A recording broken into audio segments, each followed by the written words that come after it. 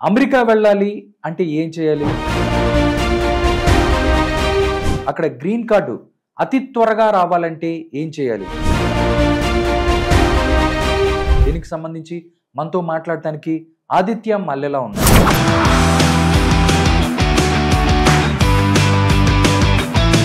మల్లెలా గ్లోబల్స్ అసలు ఏంటి, ఏం చేస్తుంది? మా ఎక్స్పర్టీస్ వచ్చేసి EB5 visa. How to migrate to US అంటే ఏం చెప్తారు సార్ మీరు? కానీ కాంట్రాక్చువల్ మ్యారేజెస్ చేసుకొని ఇల్లీగల్గా అది ప్రూవ్ అయితే వాళ్ళకి అక్కడ గ్రీన్ కార్డ్ రాదు, సిటిజన్షిప్ రాదు.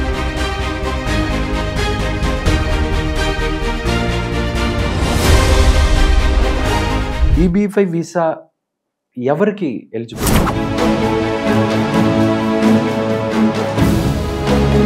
జాబ్ పోతే ఎన్ని రోజుల వరకు ఉండొచ్చు? మనం మాట్లాడుకున్నాం లాటరీ సిస్టమ్ అంటే ప్రాబబిలిటీ తగ్గింది. EB5 వీసాతో మనం ఏదైతే ఇన్వెస్ట్ చేసామో అది రిటర్న్స్ వచ్చే అవకాశం ఉందా? సో $800,000 మనం ఇన్వెస్ట్ చేస్తాం ఎక్కడైనా.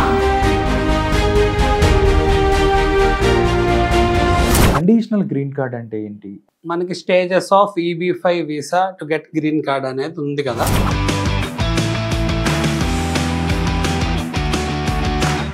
అందరికీ నమస్కారం, welcome to Bharati TV. America వెళ్ళాలనేది ప్రతి ఒక్కళ్ళి కళ. అక్కడికి వెళ్ళి గ్రీన్ కార్డ్ తీసుకోవాలి, ఫ్యామిలీతో హైఫైగా బతకాలి, ఎన్నో బిజినెస్లు చేయాలి, ఇలా చాలా కళలు ఉంటాయి. అసలు అమెరికా వెళ్ళాలి అంటే ఏం చేయాలి? అక్కడ గ్రీన్ కార్డు అతి త్వరగా రావాలంటే ఏం చేయాలి? దీనికి సంబంధించి మనతో మాట్లాడటానికి ఆదిత్య మల్లెలా ఉన్నారు, ఇమిగ్రేషన్ లా కన్సల్టెంట్, అదేవిధంగా EB5 వీసా ఎక్స్పర్ట్. సార్తో మాట్లాడదాం, మరిన్ని విషయాలు తెలుసుకుందాం. నమస్కారం ఆదిత్య. నమస్తే అండి. ఎలా ఉన్నారు? బాగున్నాను, మీరు ఎలా ఉన్నారు? చాలా బాగున్నాను. రీసెంట్గా చూస్తే మన లక్కీ భాస్కర్ అని ఒక సినిమా చూస్తే అనగానే మీరే నాకు గుర్తొచ్చారు. ఈ చూసినట్టయితే ఫస్ట్ మీరే గుర్తొచ్చారు. ఏమనిపించింది మీరు చూడగానే? అంటే ప్రజెంట్ యూత్ ఎలా ఉన్నారు ఏంటి అనే దాని మీద మూవీలో కూడా చూపించే ప్రయత్నం చేశారు. సో ఏంటంటే ఇప్పుడు మంచి ట్రెండింగ్ సబ్జెక్ట్ ఏంటంటే లక్కీ భాస్కర్ అండి. సో ఏంటంటే దుల్కర్ సల్మాన్ గారు ఎవరైతే ఉన్నారో మమ్మూటి గారి అబ్బాయి, ఈ సినిమా ఏంటంటే ఉందో దీంట్లో ఏంటంటే EB5 గురించి చూపించడం జరిగింది. EB5 వీసా గురించి. మనకి EB5 వీసా అనగానే మనకి గుర్తొచ్చేది ఏంటంటే ఫాస్ట్గా ఎలా అయితే US వెళ్ళి మైగ్రేట్ అయ్యి ఫ్యామిలీతో అక్కడ సెటిల్ అవ్వాలి, పర్మనెంట్ రెసిడెన్సీ రావాలి అన్న మార్గం ఏదైతే ఉందో అది మన సినిమాలో చూపించడం జరిగింది అనమాట. ఇట్స్ లైక్ స్పాయిలర్ అలర్ట్ అనమాట. సో అది చూస్తే మనకు అర్థమైద్ది. సో హీరో ఎలా అయితే మనీ తీసుకెళ్ళి ఇంటర్నేషనల్ హోటల్లో ఇన్వెస్ట్ చేసి ఇమీడియట్గా చాలా ఫాస్ట్గా ఏంటంటే ఎంటైర్ ఫ్యామిలీతో EB5 వీసా ద్వారా మైగ్రేట్ అయిపోవడం జరిగింది. మైగ్రేట్ అయిపోతాడు, గ్రీన్ కార్డ్ వచ్చిందా? సో అది చాలా ఇంట్రెస్టింగ్ సబ్జెక్ట్ అనమాట.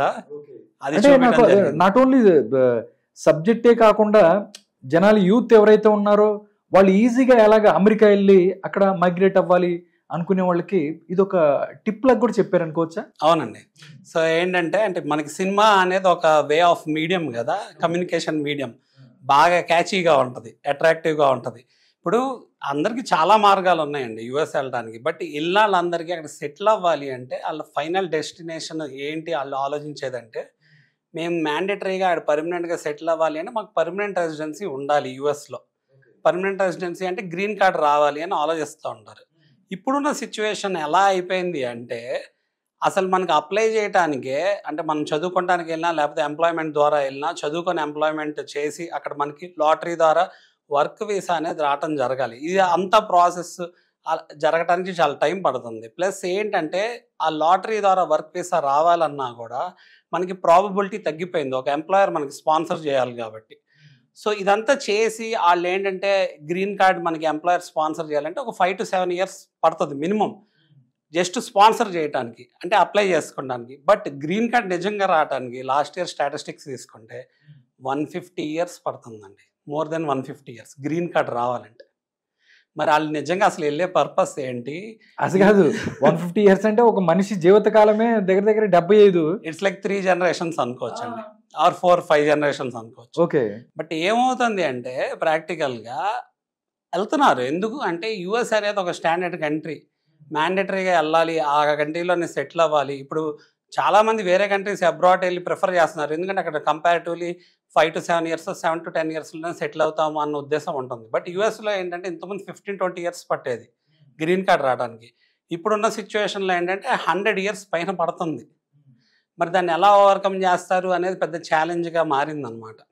సో EB-5 వీసా ద్వారా ఏంటి అంటే గ్రీన్ కార్డ్ చాలా ఫాస్ట్గా వస్తుంది. అలానే ఏంటంటే ఏ ఎంప్లాయర్ మనకి స్పాన్సర్ చేయక్కర్లేదు.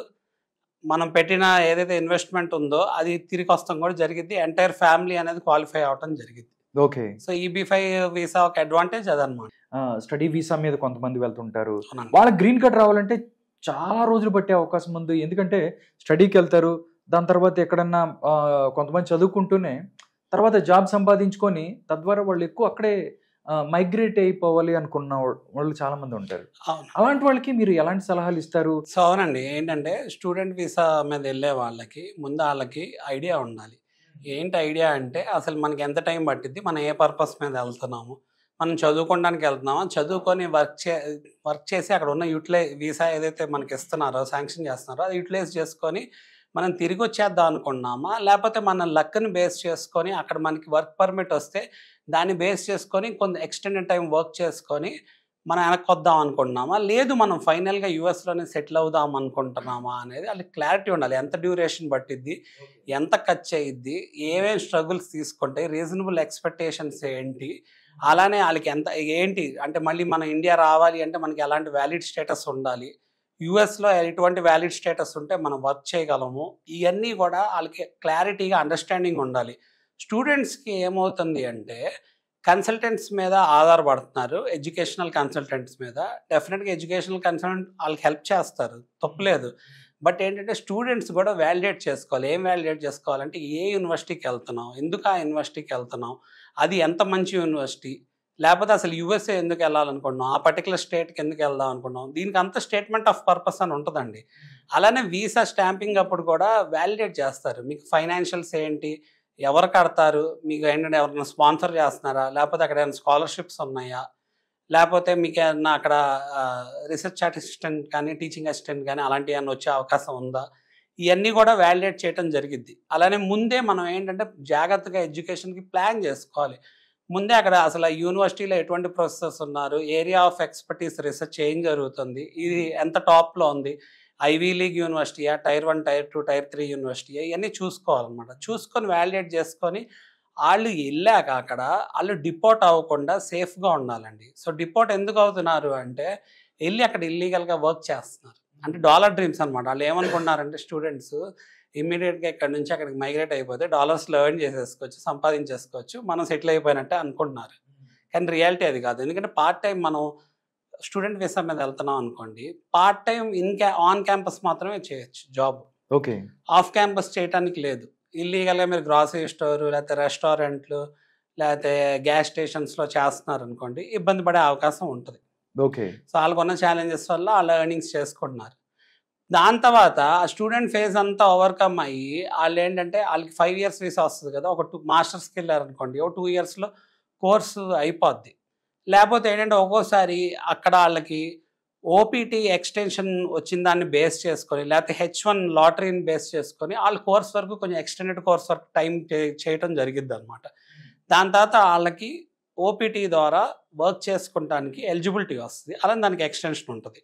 ప్లస్ ఏంటంటే ఈ లోపల మనకి H1B ఫైల్ చేసుకుంటాం అనేది జరగాలి. అది ఎంప్లాయర్ అనేవాళ్ళు ఫైల్ చేయాలి. జాబ్ వస్తే మనకి ఎంప్లాయర్స్ ఫైల్ చేయడం జరిగిద్ది, లేకపోతే మన వాళ్ళు ఏంటంటే కన్సల్టెంట్ మీద డిపెండ్ అయ్యి ఫైల్ చేయడం జరిగిద్ది. So probability of getting a H1 కూడా తగ్గిపోయింది. ఎందుకు అంటే వర్క్ వీసాలు ఎన్ని ఉన్నాయో దానికంటే 10 మంది దానికి అప్లై చేస్తున్నారు. అప్పుడు లక్ ఫ్యాక్టర్ అయిపోయింది. సో ఇదంతా జరిగాక నెక్స్ట్ స్టెప్ ఏంటి అంటే గ్రీన్ కార్డ్ ఎంప్లాయర్ స్పాన్సర్ చేయటం. సో ఇదంతా జరగటానికి ఒక 5 to 7 ఇయర్స్ తీసుకుంది అనుకోండి. ఓకే. వాళ్ళకి గ్రీన్ కార్డ్ అప్లై చేశాక రావటానికి 100 ఇయర్స్ పైన తీసుకుంటాం, స్టేజెస్ వైజ్గా. సో 100 ఇయర్స్ పైన తీసుకుంటే అసలు వాళ్ళు ఎప్పుడు పర్మనెంట్ రెసిడెంట్గా మారుతారు, వాళ్ళ గోల్ ఏంటి, సో దాన్ని బేస్ చేసుకొని వాళ్ళు కింద మీద పడి వర్క్ చేసుకుంటూ ఉంటారా, లేకపోతే రెసిషన్ అలాంటివి వచ్చినప్పుడు జాబ్ పోయినా పేరోల్ లేకపోతే కన్సల్టెంట్ మీద డిపెండ్ అయ్యి పేరోల్ రన్ చేసుకుంటారా, ఏంటి అనేది వాళ్ళకి ఒక స్ట్రగుల్డ్ లైఫ్ అనేది వాళ్ళు అక్కడ ఫీల్ అవుతున్నారు. ఫైనాన్షియల్ ఇష్యూస్ కూడా వస్తున్నాయి, ఫైనాన్షియల్ ఇన్స్టెబిలిటీ ఉంటుంది. కొంతమంది ఏంటంటే మళ్ళీ ఎడ్యుకేషన్ F1లోకి వెళ్ళిపోతున్నారు, కొంతమంది డిపెండెంట్ వీసా మీదకి వెళ్తున్నారు. డిపెండెంట్ వీసా మీద కూడా ఏ స్టేజ్లో పడితే ఆ స్టేజ్లో వర్క్ చేయడానికి లేదు.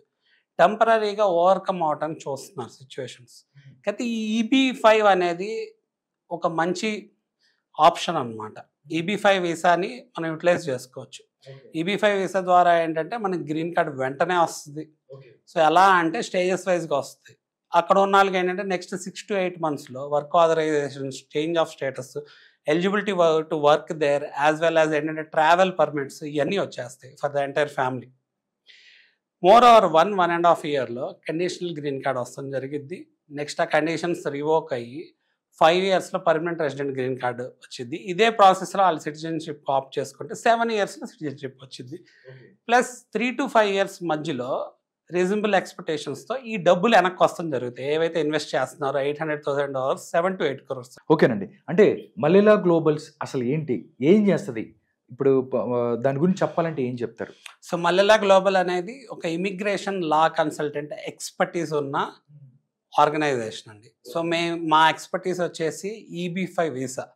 సో EB-5 వీసా అనగానే EB-5 వీసా అనేది సెల్ఫ్ స్పాన్సర్డ్ వీసా అనమాట. So EB-5 visa is a pathway to get green card. So ఉన్న అన్ని మార్గాల్లో గ్రీన్ కార్డ్ ఫాస్ట్గా రావడానికి EB-5 వీసా అనమాట. సో మాకు కానీ మాకున్న కొలాబరేషన్స్ బేస్ చేసుకొని మాకు more than decade of years experience EB-5 వీసాలో ఉంది. కొన్ని థౌజండ్స్ ఆఫ్ అప్లికేషన్స్ అనేది డీల్ చేయడం జరిగింది. అలానే as well as thousands of green cards అనేది రావటం జరిగింది. మోర్ ఓవర్ ఏంటంటే కొన్ని $100s of millions ప్రాజెక్ట్స్లో అక్కడ ఫండ్స్ రైజ్ చేసి డిప్లాయ్ చేయడం జరిగింది. ప్లస్ ఏంటంటే అదే ఫండ్స్ అక్కడ ప్రాజెక్ట్ రియలైజ్ అయినాక వెనక్కి ఇవ్వడం జరిగింది $100s of millions.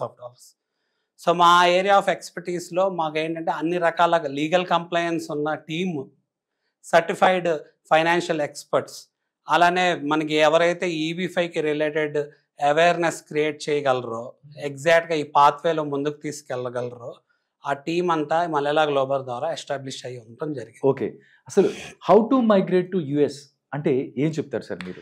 So migrate to US అనేది so it's like migrating to any other country అండి. సో మైగ్రేటింగ్కి మనకి ఏం ఆప్షన్స్ ఉన్నాయి? ఇప్పుడు కొంతమంది డైరెక్ట్ వర్క్ వీసా ద్వారా కూడా మైగ్రేట్ అవుతారు USకి. ఓకే. సో ఏంటంటే L కేటగిరీ వీసా అంటే లైక్ మల్టీనేషనల్ కంపెనీస్ ఏమైనా ఉన్నాయనుకోండి, అవి స్పాన్సర్ చేయొచ్చు. లేకపోతే H1 ఇక్కడ నుంచి కూడా ఫైల్ చేసుకోవచ్చు. బట్ ప్రాబిలిటీ ఆఫ్ గెట్టింగ్ ఇంకా తక్కువ ఉంటుంది అక్కడ ఎడ్యుకేషన్ చేసిన వాళ్ళకంటే. సో అలా కాకుండా ఎడ్యుకేషన్ మీద ఎక్కువ శాతం స్టూడెంట్స్ కానీ ఎవరైనా మైగ్రేట్ అవడానికి ఇంట్రెస్ట్ చూపిస్తారు. ఇప్పుడు నాట్ ఓన్లీ US అండి, Australia, Canada, Germany, Sweden, UK వీటికి కూడా మైగ్రేట్ అవుతున్నారు. బట్ ఏంటంటే ప్రతి చోట కొన్ని రకాలైన ఇన్స్టెబిలిటీస్ ఉన్నాయి, జాబ్ ఆపర్చునిటీ ఛాలెంజెస్ ఉన్నాయి.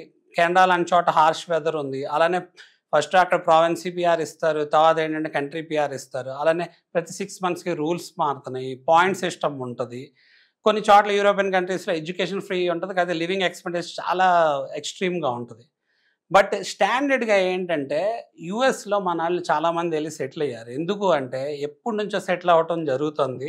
ప్లస్ ఏంటంటే సాఫ్ట్వేర్ ఫీల్డ్లో పాతుకుపోయి ఉన్నారు. ప్లస్ ఏంటంటే కన్సల్టెంట్స్ కూడా చాలామంది ఉన్నారు సాఫ్ట్వేర్ ఫీల్డ్ పరంగా హెల్ప్ చేసేవాళ్ళు. సో మన వాళ్ళు అక్కడ జాబ్ స్టాండర్డ్గా ఉంటుంది. US కంట్రీ అనేది ఒక రోల్ మోడల్ కదా, it's land of immigrants. So ఎక్కువ మంది మైగ్రేట్ అయ్యే వాళ్ళందరూ different all the parts of the world నుంచి USకి మైగ్రేట్ అయ్యారు.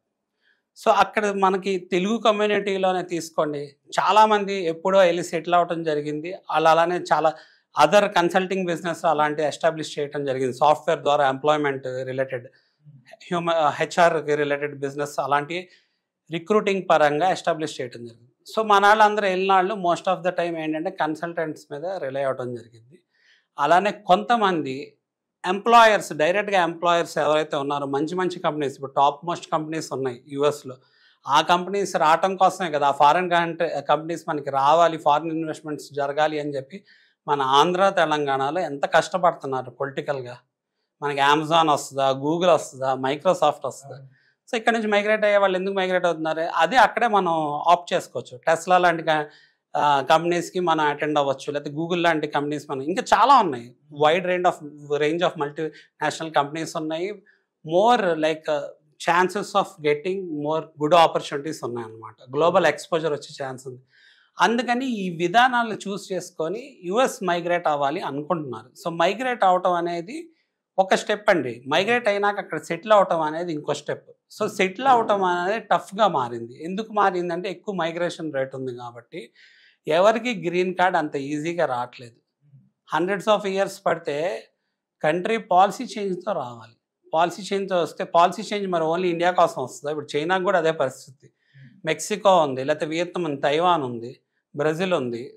సో మైగ్రేట్ అయ్యే వాళ్ళు ఇలా చాలా డిఫరెంట్ కంట్రీస్ నుంచి ఉన్నారు. కొంతమంది వెయిటింగ్ లిస్ట్ పడిపోయి ఇప్పుడు 2011, 12, 13, 14 నుంచి డిఫరెంట్ కేటగిరీ ఆఫ్ వీసాస్ అన్నీ వెయిటింగ్ లిస్ట్ వెళ్ళిపోయి ఈ గ్రీన్ కార్డ్ రావటం అనేది పెద్ద ఛాలెంజ్గా తయారైంది. సో EB-5 వీసా అనేది ఎవరికైనా ఒక వెపన్ లాగా దాన్ని కరెక్ట్గా అప్రోప్రియేట్గా వాడుకోగలిగితే it's like return of investment అండి. సో ఎవరైనా ఇప్పుడు మనం ఇంత డబ్బులు పెట్టి చదువుకోవడానికి వెళ్తున్నాము అంటే ఈ లోన్ తీసుకోనో లేకపోతే అప్పు తీసుకొని వెళ్తున్నారు. ఎందుకు వెళ్తున్నారు? అంత కష్టమైనా కూడా ఎందుకు వెళ్తున్నారు అంటే తీర్చేయగలము అక్కడ వచ్చిన ఆపర్చునిటీస్ బేస్. EB-5 వీసా అనేది కూడా అంతే. సో డబ్బులు లేవా అంటే లేనాళ్ళకి ఇది పరిస్థితి. ఉన్నాళ్ళు ఏంటంటే ఇప్పుడు మనకి చూసుకోండి, ప్రాపర్టీస్ ఏవి చాలా ఇక్కడ ఉంటాయి మనకి ఇండియాలో.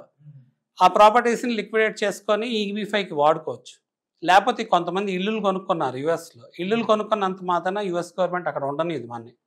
ఇమిగ్రేషన్ పరంగా మనకి సెక్యూర్డ్గా పర్మనెంట్ రెసిడెన్సీ వస్తే మనం ఉండనిస్తుంది. సో EB-5 ద్వారా ఏంటంటే మనం పర్మనెంట్ రెసిడెంట్ అయ్యే అవకాశం ఉంటుంది కాబట్టి ఇమీడియట్గా మనకి వర్క్ ఆథరైజేషన్ వచ్చే అవకాశం ఉంటుంది, ప్లస్ కండిషనల్ గ్రీన్ కార్డ్ వచ్చే అవకాశం ఉంటుంది. కాబట్టి మనం దాన్ని రిటర్న్ ఆన్ ఇన్వెస్ట్మెంట్గా, మన డబ్బులు కూడా మన వెనక వస్తున్నాయి కాబట్టి రిటర్న్ ఆన్ ఇన్వెస్ట్మెంట్గా చూసే మైండ్ సెట్ మనకు ఉండాలి. Okay, what is EB-5 visa అంటే ఏం చెప్తారు?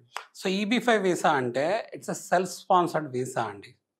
సో యూజువల్గా మనం యుఎస్లో వెళ్ళి వర్క్ చేయాలన్నా అక్కడ ఉండాలి అన్నా మనకి ఒక్కొక్క వీసాకి ఒక్కొక్క డైనమిక్స్ ఉంటాయి. సో వర్క్ చేయాలంటే డెఫినెట్గా ఒక ఎంప్లాయర్ మనకి వీసా స్పాన్సర్ చేయాలి. ఆథరైజ్డ్ వర్క్ వీసా స్పాన్సర్ చేస్తే తప్పితే మనం అక్కడ వర్క్ చేయడానికి మనకి ఎలిజిబిలిటీ ఉండదు. EB-5 వీసా ఏంటి అంటే అడ్వాంటేజ్, ఎవరు ఏ ఎంప్లాయరు మనకి స్పాన్సర్ చేయాల్సిన అవసరం లేదు.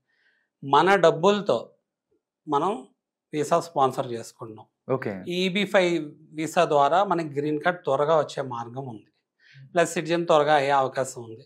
సో మనం ఏదైతే డబ్బులు మన దగ్గర ఉన్నాయో $800,000 అంటే 7 to 8 crores లిక్విడేట్ చేసుకొని మనం అక్కడ యూఎస్లో ఇన్వెస్ట్ చేస్తే దీన్ని ఫారెన్ ఇన్వెస్ట్మెంట్ ఫండ్గా గుర్తించి దీనివల్ల ఎకానమీ ఎంప్లాయ్మెంట్ బూస్టప్ అవుతుంది, ఇన్ఫ్రాస్ట్రక్చర్ డెవలప్మెంట్ జరుగుతుంది అని గుర్తించి మనకి గ్రీన్ కార్డ్ ఇవ్వటం జరుగుతుందండి. సో EB-5 వీసా అంటే self sponsored investor visa. Aditya గారు, మరో అంశం ఏంటంటే ఇప్పుడు ఎలక్షన్ జరగబోతున్నాయి.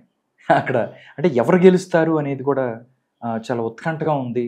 అక్కడ ఎవరు గెలుస్తారు అంటే ఒకవేళ ఎవరైతే ఇమిగ్రేషన్కి సంబంధించి ఎవరైతే అక్కడ మైగ్రేట్ అవ్వాలనుకున్న వాళ్ళు ఎవరు వస్తే బెటర్ అంటారు, ఎవరు వస్తే మంచిది అంటే ఏం చెప్తారు మీరు? మనం కొంచెం డెప్త్లోకి వెళ్ళి మాట్లాడుకోవాలండి. సో ఇమిగ్రేషన్ మెజర్స్ వాటి గురించి మాట్లాడుకోవాలి. అలానే ఎస్పెషల్లీ EB-5 ఎక్స్పర్టీస్ ఉంది కాబట్టి మనకి EB-5 వీసాలో అసలు ఎలా వర్క్ అయ్యిద్ది అంటే మనం ఎప్పుడైనా సరే మన EB-5 వీసా అనేది ఇట్స్ ఫారెన్ ఇన్వెస్ట్మెంట్ అండి. సో 1990లో ఇమిగ్రేషన్ యాక్ట్ ద్వారా ఈ EB-5 వీసా అనేది వస్తాం జరిగింది.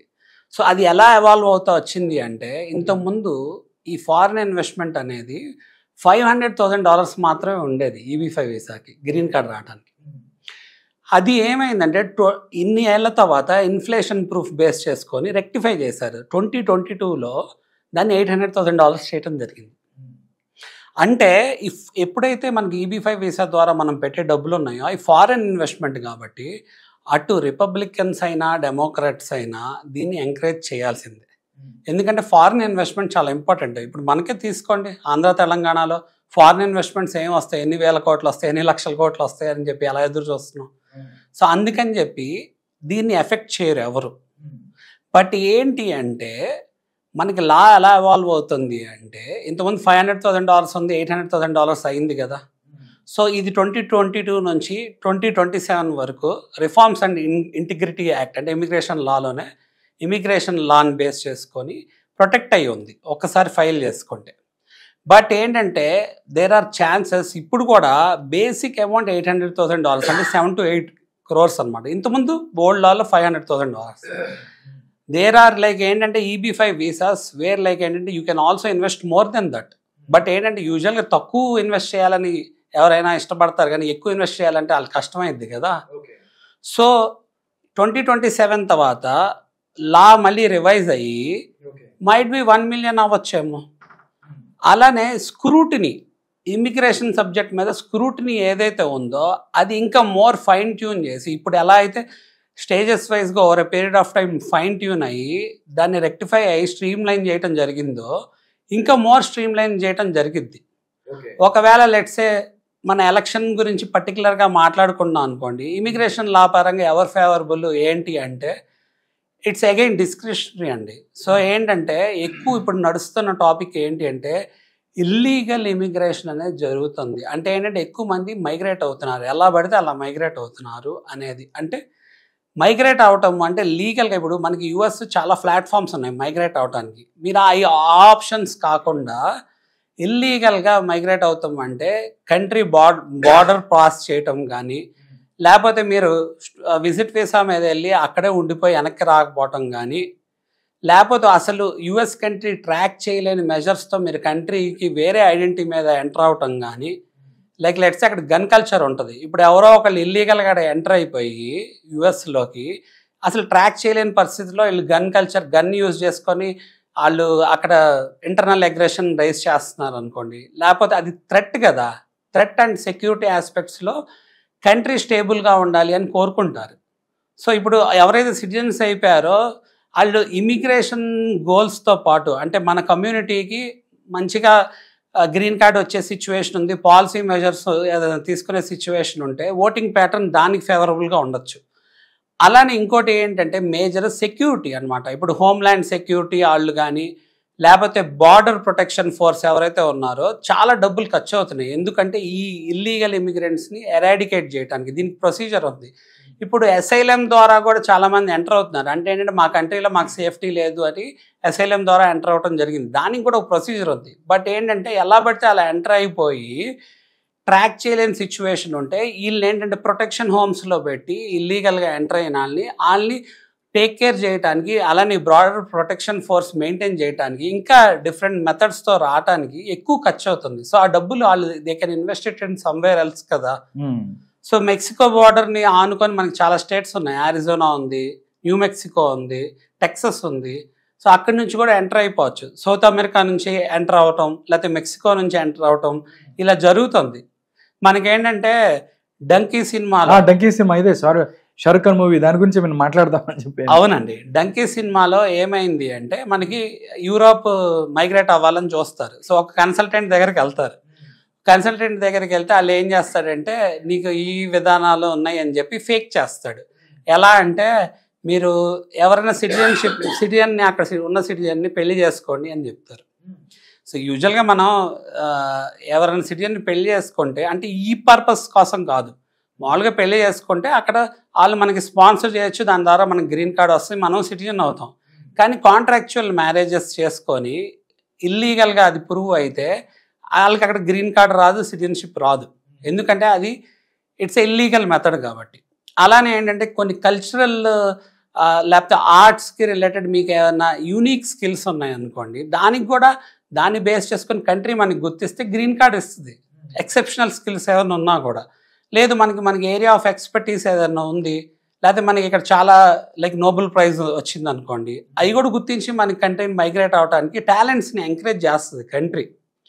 సో మనకి అలా ఉన్న ప్రొసీజర్స్ని కరెక్ట్గా వాడుకోకుండా దాన్ని మిస్యూజ్ చేయటం వల్ల ఇమిగ్రేషన్ లాస్ అనేది ఇంకా ఎక్కువ స్ట్రిక్ట్గా తయారయ్యే సిచ్యువేషన్ ఉంటుంది. ఓకే. సో ఇప్పుడు ఏంటంటే ఫేక్ డాక్యుమెంట్స్ అలాంటివి చేస్తుంటే ఇప్పుడు ఎక్కువ మంది అదే స్టైల్లో వెళ్ళారు అనుకోండి, వాళ్ళకి డౌట్ వస్తుంది కదా. సో దాన్ని వాళ్ళు మాడిఫై చేస్తారు. ఇప్పుడు చాలామంది స్టూడెంట్స్ కూడా అక్కడ ఏ యూనివర్సిటీస్ పడితే ఆ యూనివర్సిటీస్కి వెళ్ళారు, బ్లాక్ లిస్ట్ అయిపోయినాయి యూనివర్సిటీస్.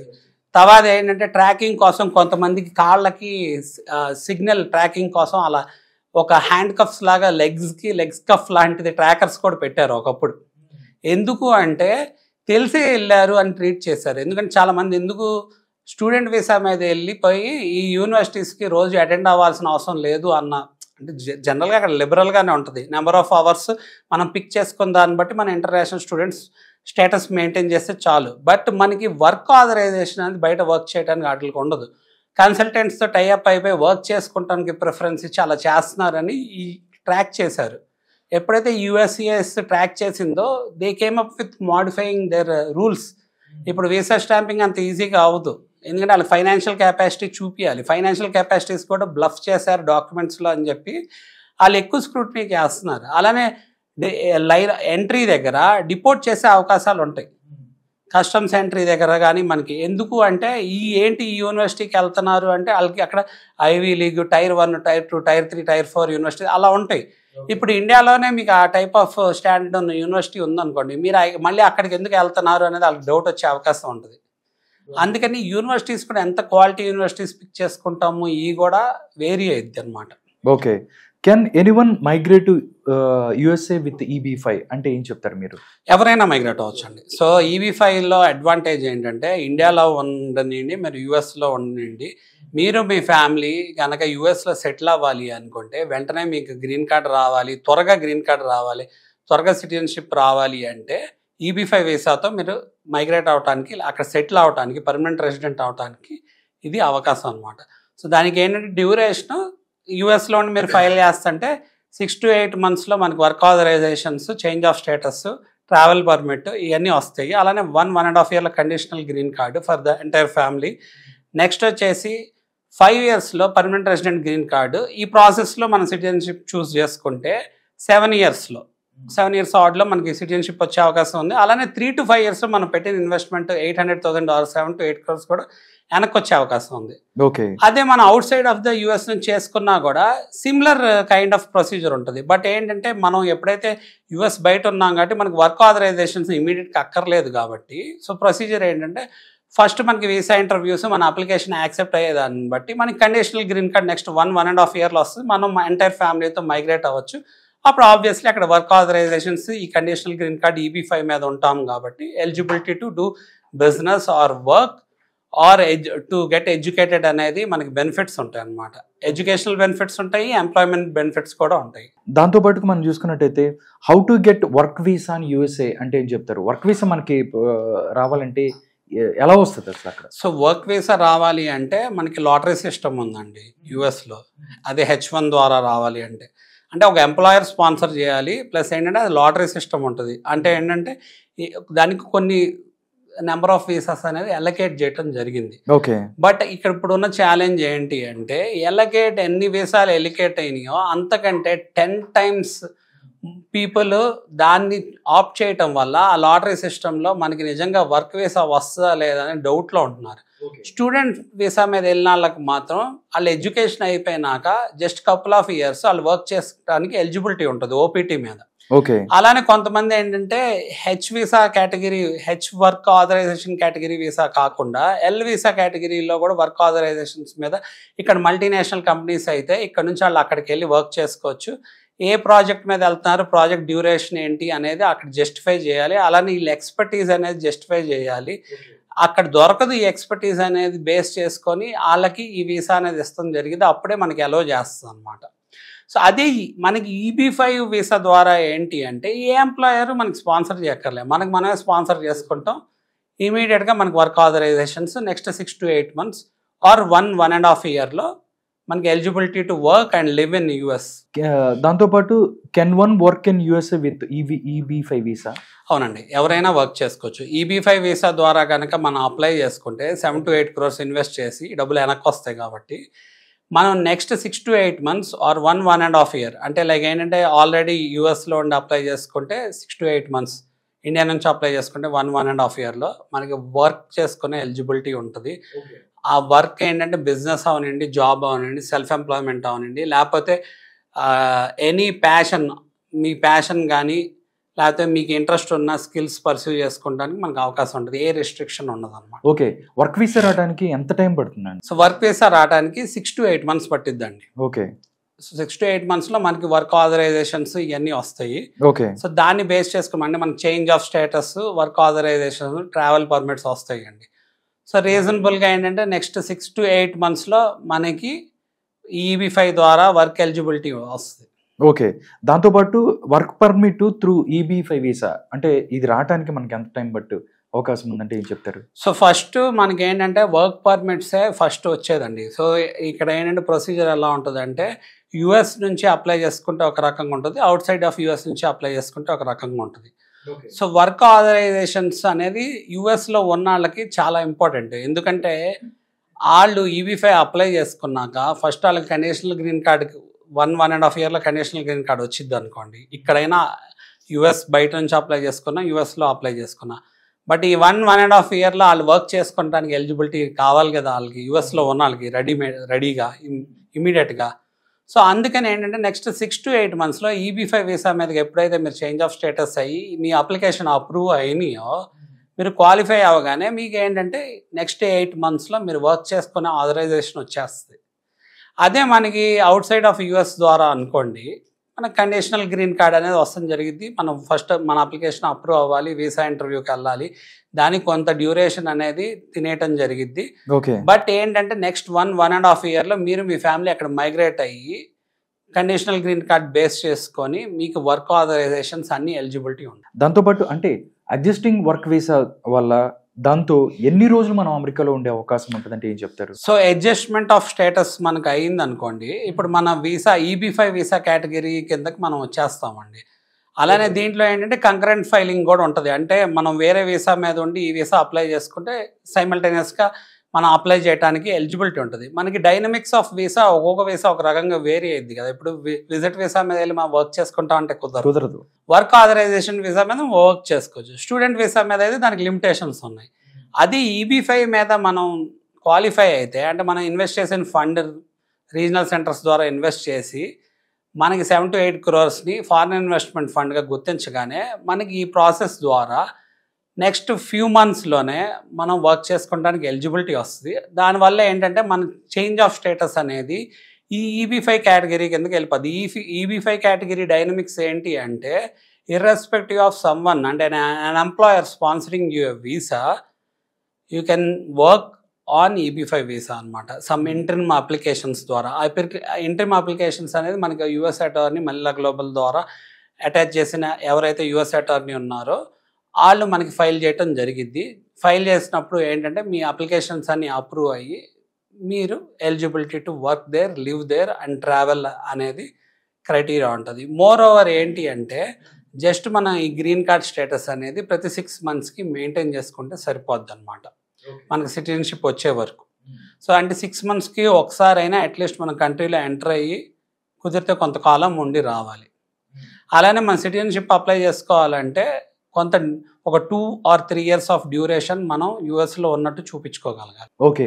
అంటే EB5 వీసా కావాలంటే ఎంత కాస్ట్ అవుతుంది అని కూడా చాలామంది ఎంత పడుతుంది అని చెప్తే ఏం చెప్తారు మీరు? సో EB5 వీసా ఎంత అయిందంటే $800,000 అయిందండి. అంటే 7 to 8 crores. ఈ 7 to 8 crores తీసుకెళ్ళి మనం యుఎస్ ఆథరైజ్ చేసిన, ఫెడరల్ గవర్నమెంట్ ఆథరైజ్ చేసిన ఆథరైజ్డ్ రీజనల్ సెంటర్ ప్రాజెక్ట్స్లో ఇన్వెస్ట్ చేయాలి. సో 7 to 8 crores ఎవరైతే లిక్విడ్ చేయగల కెపాసిటీ ఉందో వాళ్ళందరూ క్వాలిఫై అవుతారు. 7 to 8 crores అనగానే అది ఎక్కడి నుంచి వస్తుంది అంటే వాళ్ళకున్న ప్రాపర్టీస్ని వాళ్ళు డాక్యుమెంటెడ్ ఫామ్లో కనుక వైట్ సోర్స్ లిక్విడేట్ చేసుకొని లీగల్ సోర్స్ చూపించగలిగితే అది ఎలిజిబుల్ అయ్యిద్ది. లేకపోతే వాళ్ళ సేవింగ్స్, ఎర్నింగ్స్, లేకపోతే బిజినెస్ ద్వారా వచ్చిన ఎర్నింగ్స్ అవనండి, లేకపోతే షేర్స్లో ఇన్వెస్ట్ చేసి ప్రాఫిట్స్ ద్వారా వచ్చిన ఎర్నింగ్స్ అవనండి, లేకపోతే లోన్ ద్వారా అవనండి, గిఫ్ట్ ద్వారా అవనండి. ఏదర్ లోన్ ఇక్కడైనా యుఎస్లో అయినా తీసుకోవచ్చు, ఇండియాలో అయినా తీసుకోవచ్చు. సో బ్యాంకింగ్ ఇన్స్టిట్యూషన్స్ ద్వారా అయినా తీసుకోవచ్చు, ప్రైవేట్ ఇన్స్టిట్యూషన్స్ ద్వారా, ప్రైవేట్ లెండర్స్ ద్వారా అయినా తీసుకోవచ్చు, లేదా నాన్ బ్యాంకింగ్ ఫైనాన్షియల్ ఇన్స్టిట్యూషన్స్ ద్వారా అయినా తీసుకోవచ్చు. మోర్ ఓవర్ ఏంటంటే ఎవరైనా మనకి గిఫ్ట్ ఇస్తుంటే ఇండివిజువల్స్, మన ఫ్రెండ్స్ కానీ, ఫ్యామిలీ ఫ్రెండ్స్ కానీ, రిలేటివ్స్ కానీ, నైబర్స్ కానీ, మనకి ఎక్విటెన్స్ ఉండి మనకు ఒక క్రెడిబిలిటీ ఉందనుకొని ఎవరన్నా మనకి డబ్బులు గిఫ్ట్ చేస్తే ఆ గిఫ్ట్ మనీని కూడా మనం EB5 వీసా కింద వాడుకునే అవకాశం ఉంటుంది. మోర్ ఓవర్ ఇప్పుడు ఏంటంటే చాలామంది యుఎస్ వెళ్ళగానే చాలామంది అక్కడ జాబ్ వాళ్ళకి వస్తే వాళ్ళు ఇల్లు కొనటం జరుగుతుందండి. యూజువల్లీ ఏంటంటే హీలాక్ లోన్ ద్వారా, అంటే హోమ్ ఈక్విటీ లైన్ ద్వారా వాళ్ళు అక్కడ లోన్ తెచ్చుకొని వాళ్ళు మంత్లీ EMIs కట్టుకుంటా ఇల్లులు కొనుక్కున్నారు. ఇల్లు ఎంతైనా ఉండనండి, అది $1 million అవనండి, $500,000 అవనండి, ఇల్లు కొనుక్కోవాలనుకుంటున్నారు. సో కొనుక్కున్నప్పుడు వాళ్ళకి ఏమవుతుందంటే ఆ ఇల్లు ఉంది కదా అని యుఎస్ వాళ్ళని అక్కడ యుఎస్లో ఉండనియదు. ఫస్ట్ వాళ్ళకి గ్రీన్ కార్డ్ వస్తేనే పర్మనెంట్ రెసిడెంట్ అయితేనే ఉండనిస్తుంది. కానీ వీళ్ళు ఇల్లు కొనుక్కుంటే కొంతమంది ఏం చేస్తారంటే ఆ ఇల్లు మీద వాళ్ళకి డెట్ పే ఆఫ్ అయిపోయింది అనుకోండి, ఆ ఇల్లుని మళ్ళీ లిక్విడేట్ చేసుకొని ఆ ప్రాపర్టీ మనీని వీళ్ళు EB-5 వీసాకి వాడుకోవటానికి ఉంటుంది. లేకపోతే ప్రాపర్టీ లోన్ అగెన్స్ట్ ప్రాపర్టీ తీసుకొని అయినా దాన్ని వాడుకోవటానికి అవకాశం ఉంటుంది అనమాట. అప్పుడు వాళ్ళకి అది అడ్వాంటేజ్ అయ్యింది. తర్వాత మనకి EB-5 ద్వారా డబ్బులు ప్రాజెక్ట్ అయిపోగానే తిరిగి వచ్చిన డబ్బులతో మళ్ళీ వాళ్ళు ఆ డబ్బులను వాళ్ళ ఇంట్రెస్ట్ బేస్ చేసుకొని మళ్ళీ ఇల్లు కొనుక్కుంటాం కానీ ఏదైనా వాడుకుంటాం కానీ చేయాలి. ఓకే, యుఎస్లో ఈ జాబ్స్ చేంజ్ అవ్వడానికి ఏమైనా పాసిబిలిటీస్ ఏమన్నా ఉంటుందండి?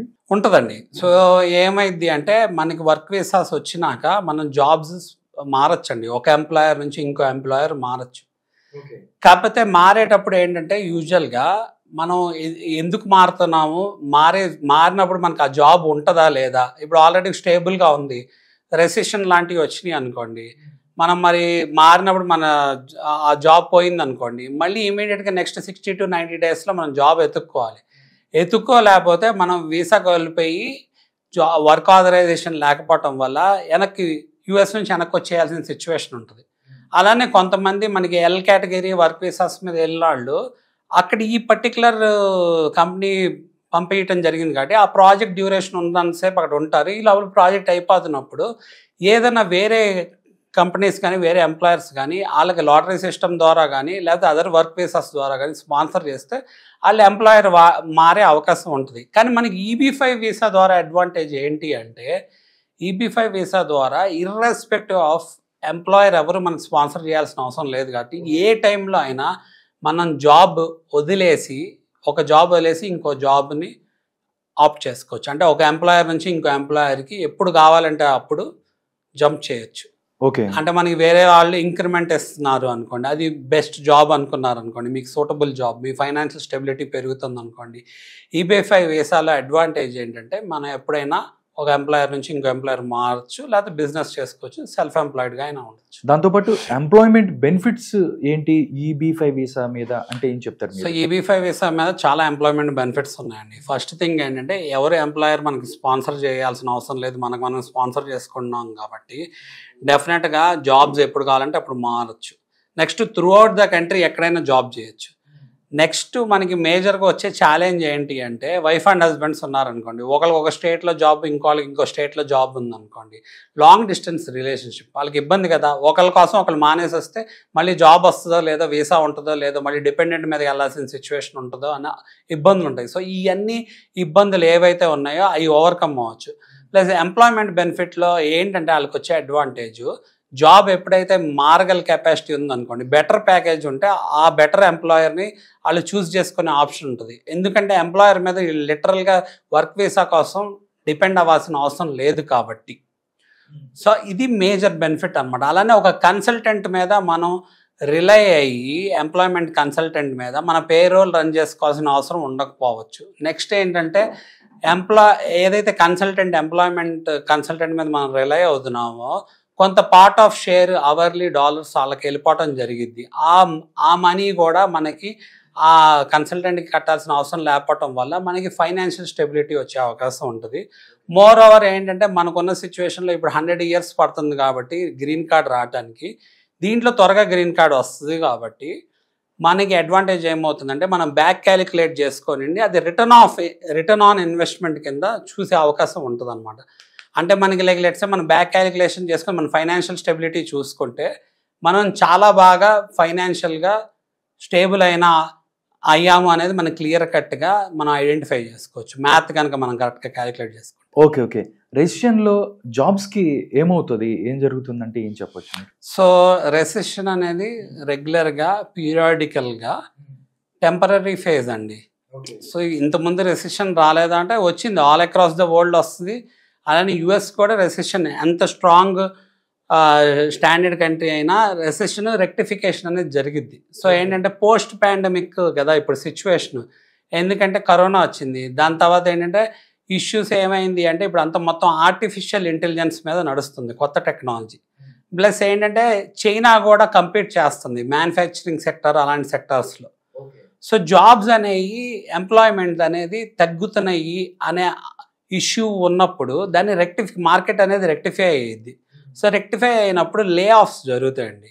సో లే ఆఫ్స్ జరిగినప్పుడు ఏంటంటే మళ్ళీ మనం ఇంకో ఎంప్లాయర్ మనకి వర్క్ వీసా స్పాన్సర్ చేస్తాడా లేదా, లేకపోతే ఎగ్జిస్టింగ్ వర్క్ వీసా మనకి స్టేబుల్గా ఉంటుందా లేదా, ఎంప్లాయ్మెంట్ ఉంటుందా లేదా అనేది మనకు డౌట్ఫుల్గా ఉంటుంది. అది EB5 వీసాలో అనుకోండి, మీకు జాబ్ లేకపోయినా మీరు ఆ కంట్రీలో ఉండొచ్చు.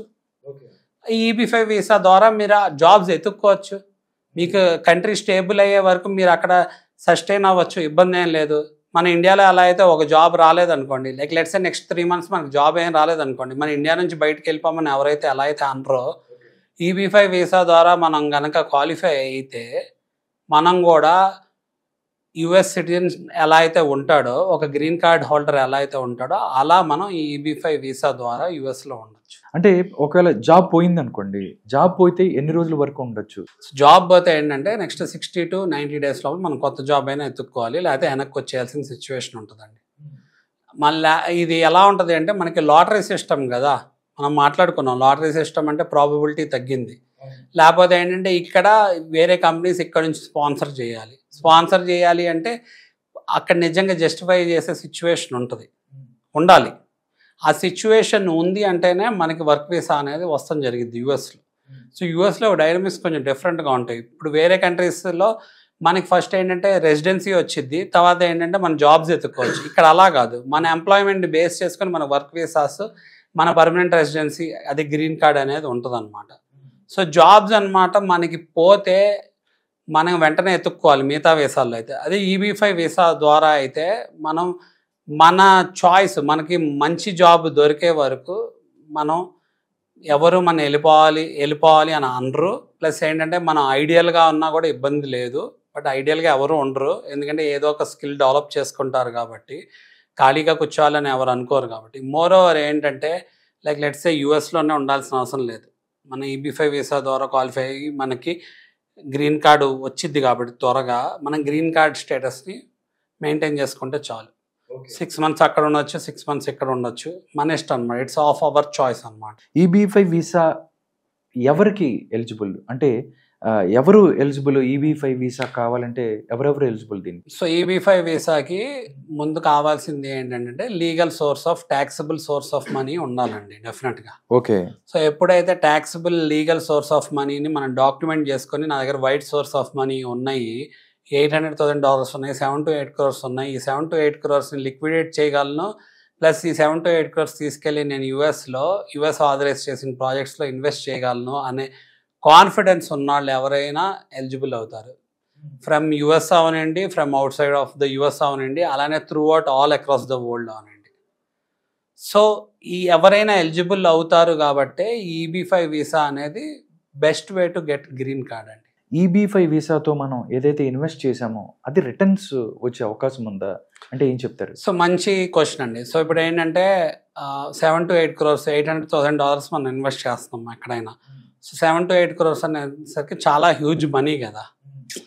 హ్యూజ్ మనీ అంటే ఇప్పుడు ఏంటంటే చాలామంది ప్రాపర్టీస్లో కూడా 2 to 5 crores లేకపోతే 5 to 15 crores గేటెడ్ కమ్యూనిటీస్లో ఇన్వెస్ట్ చేస్తున్నారు. అలానే there are properties in Hyderabad ranging from 30 crores to 50 crores ఇల్లులు కూడా ఉన్నాయి, కొనడానికి ఇబ్బంది పడట్లే.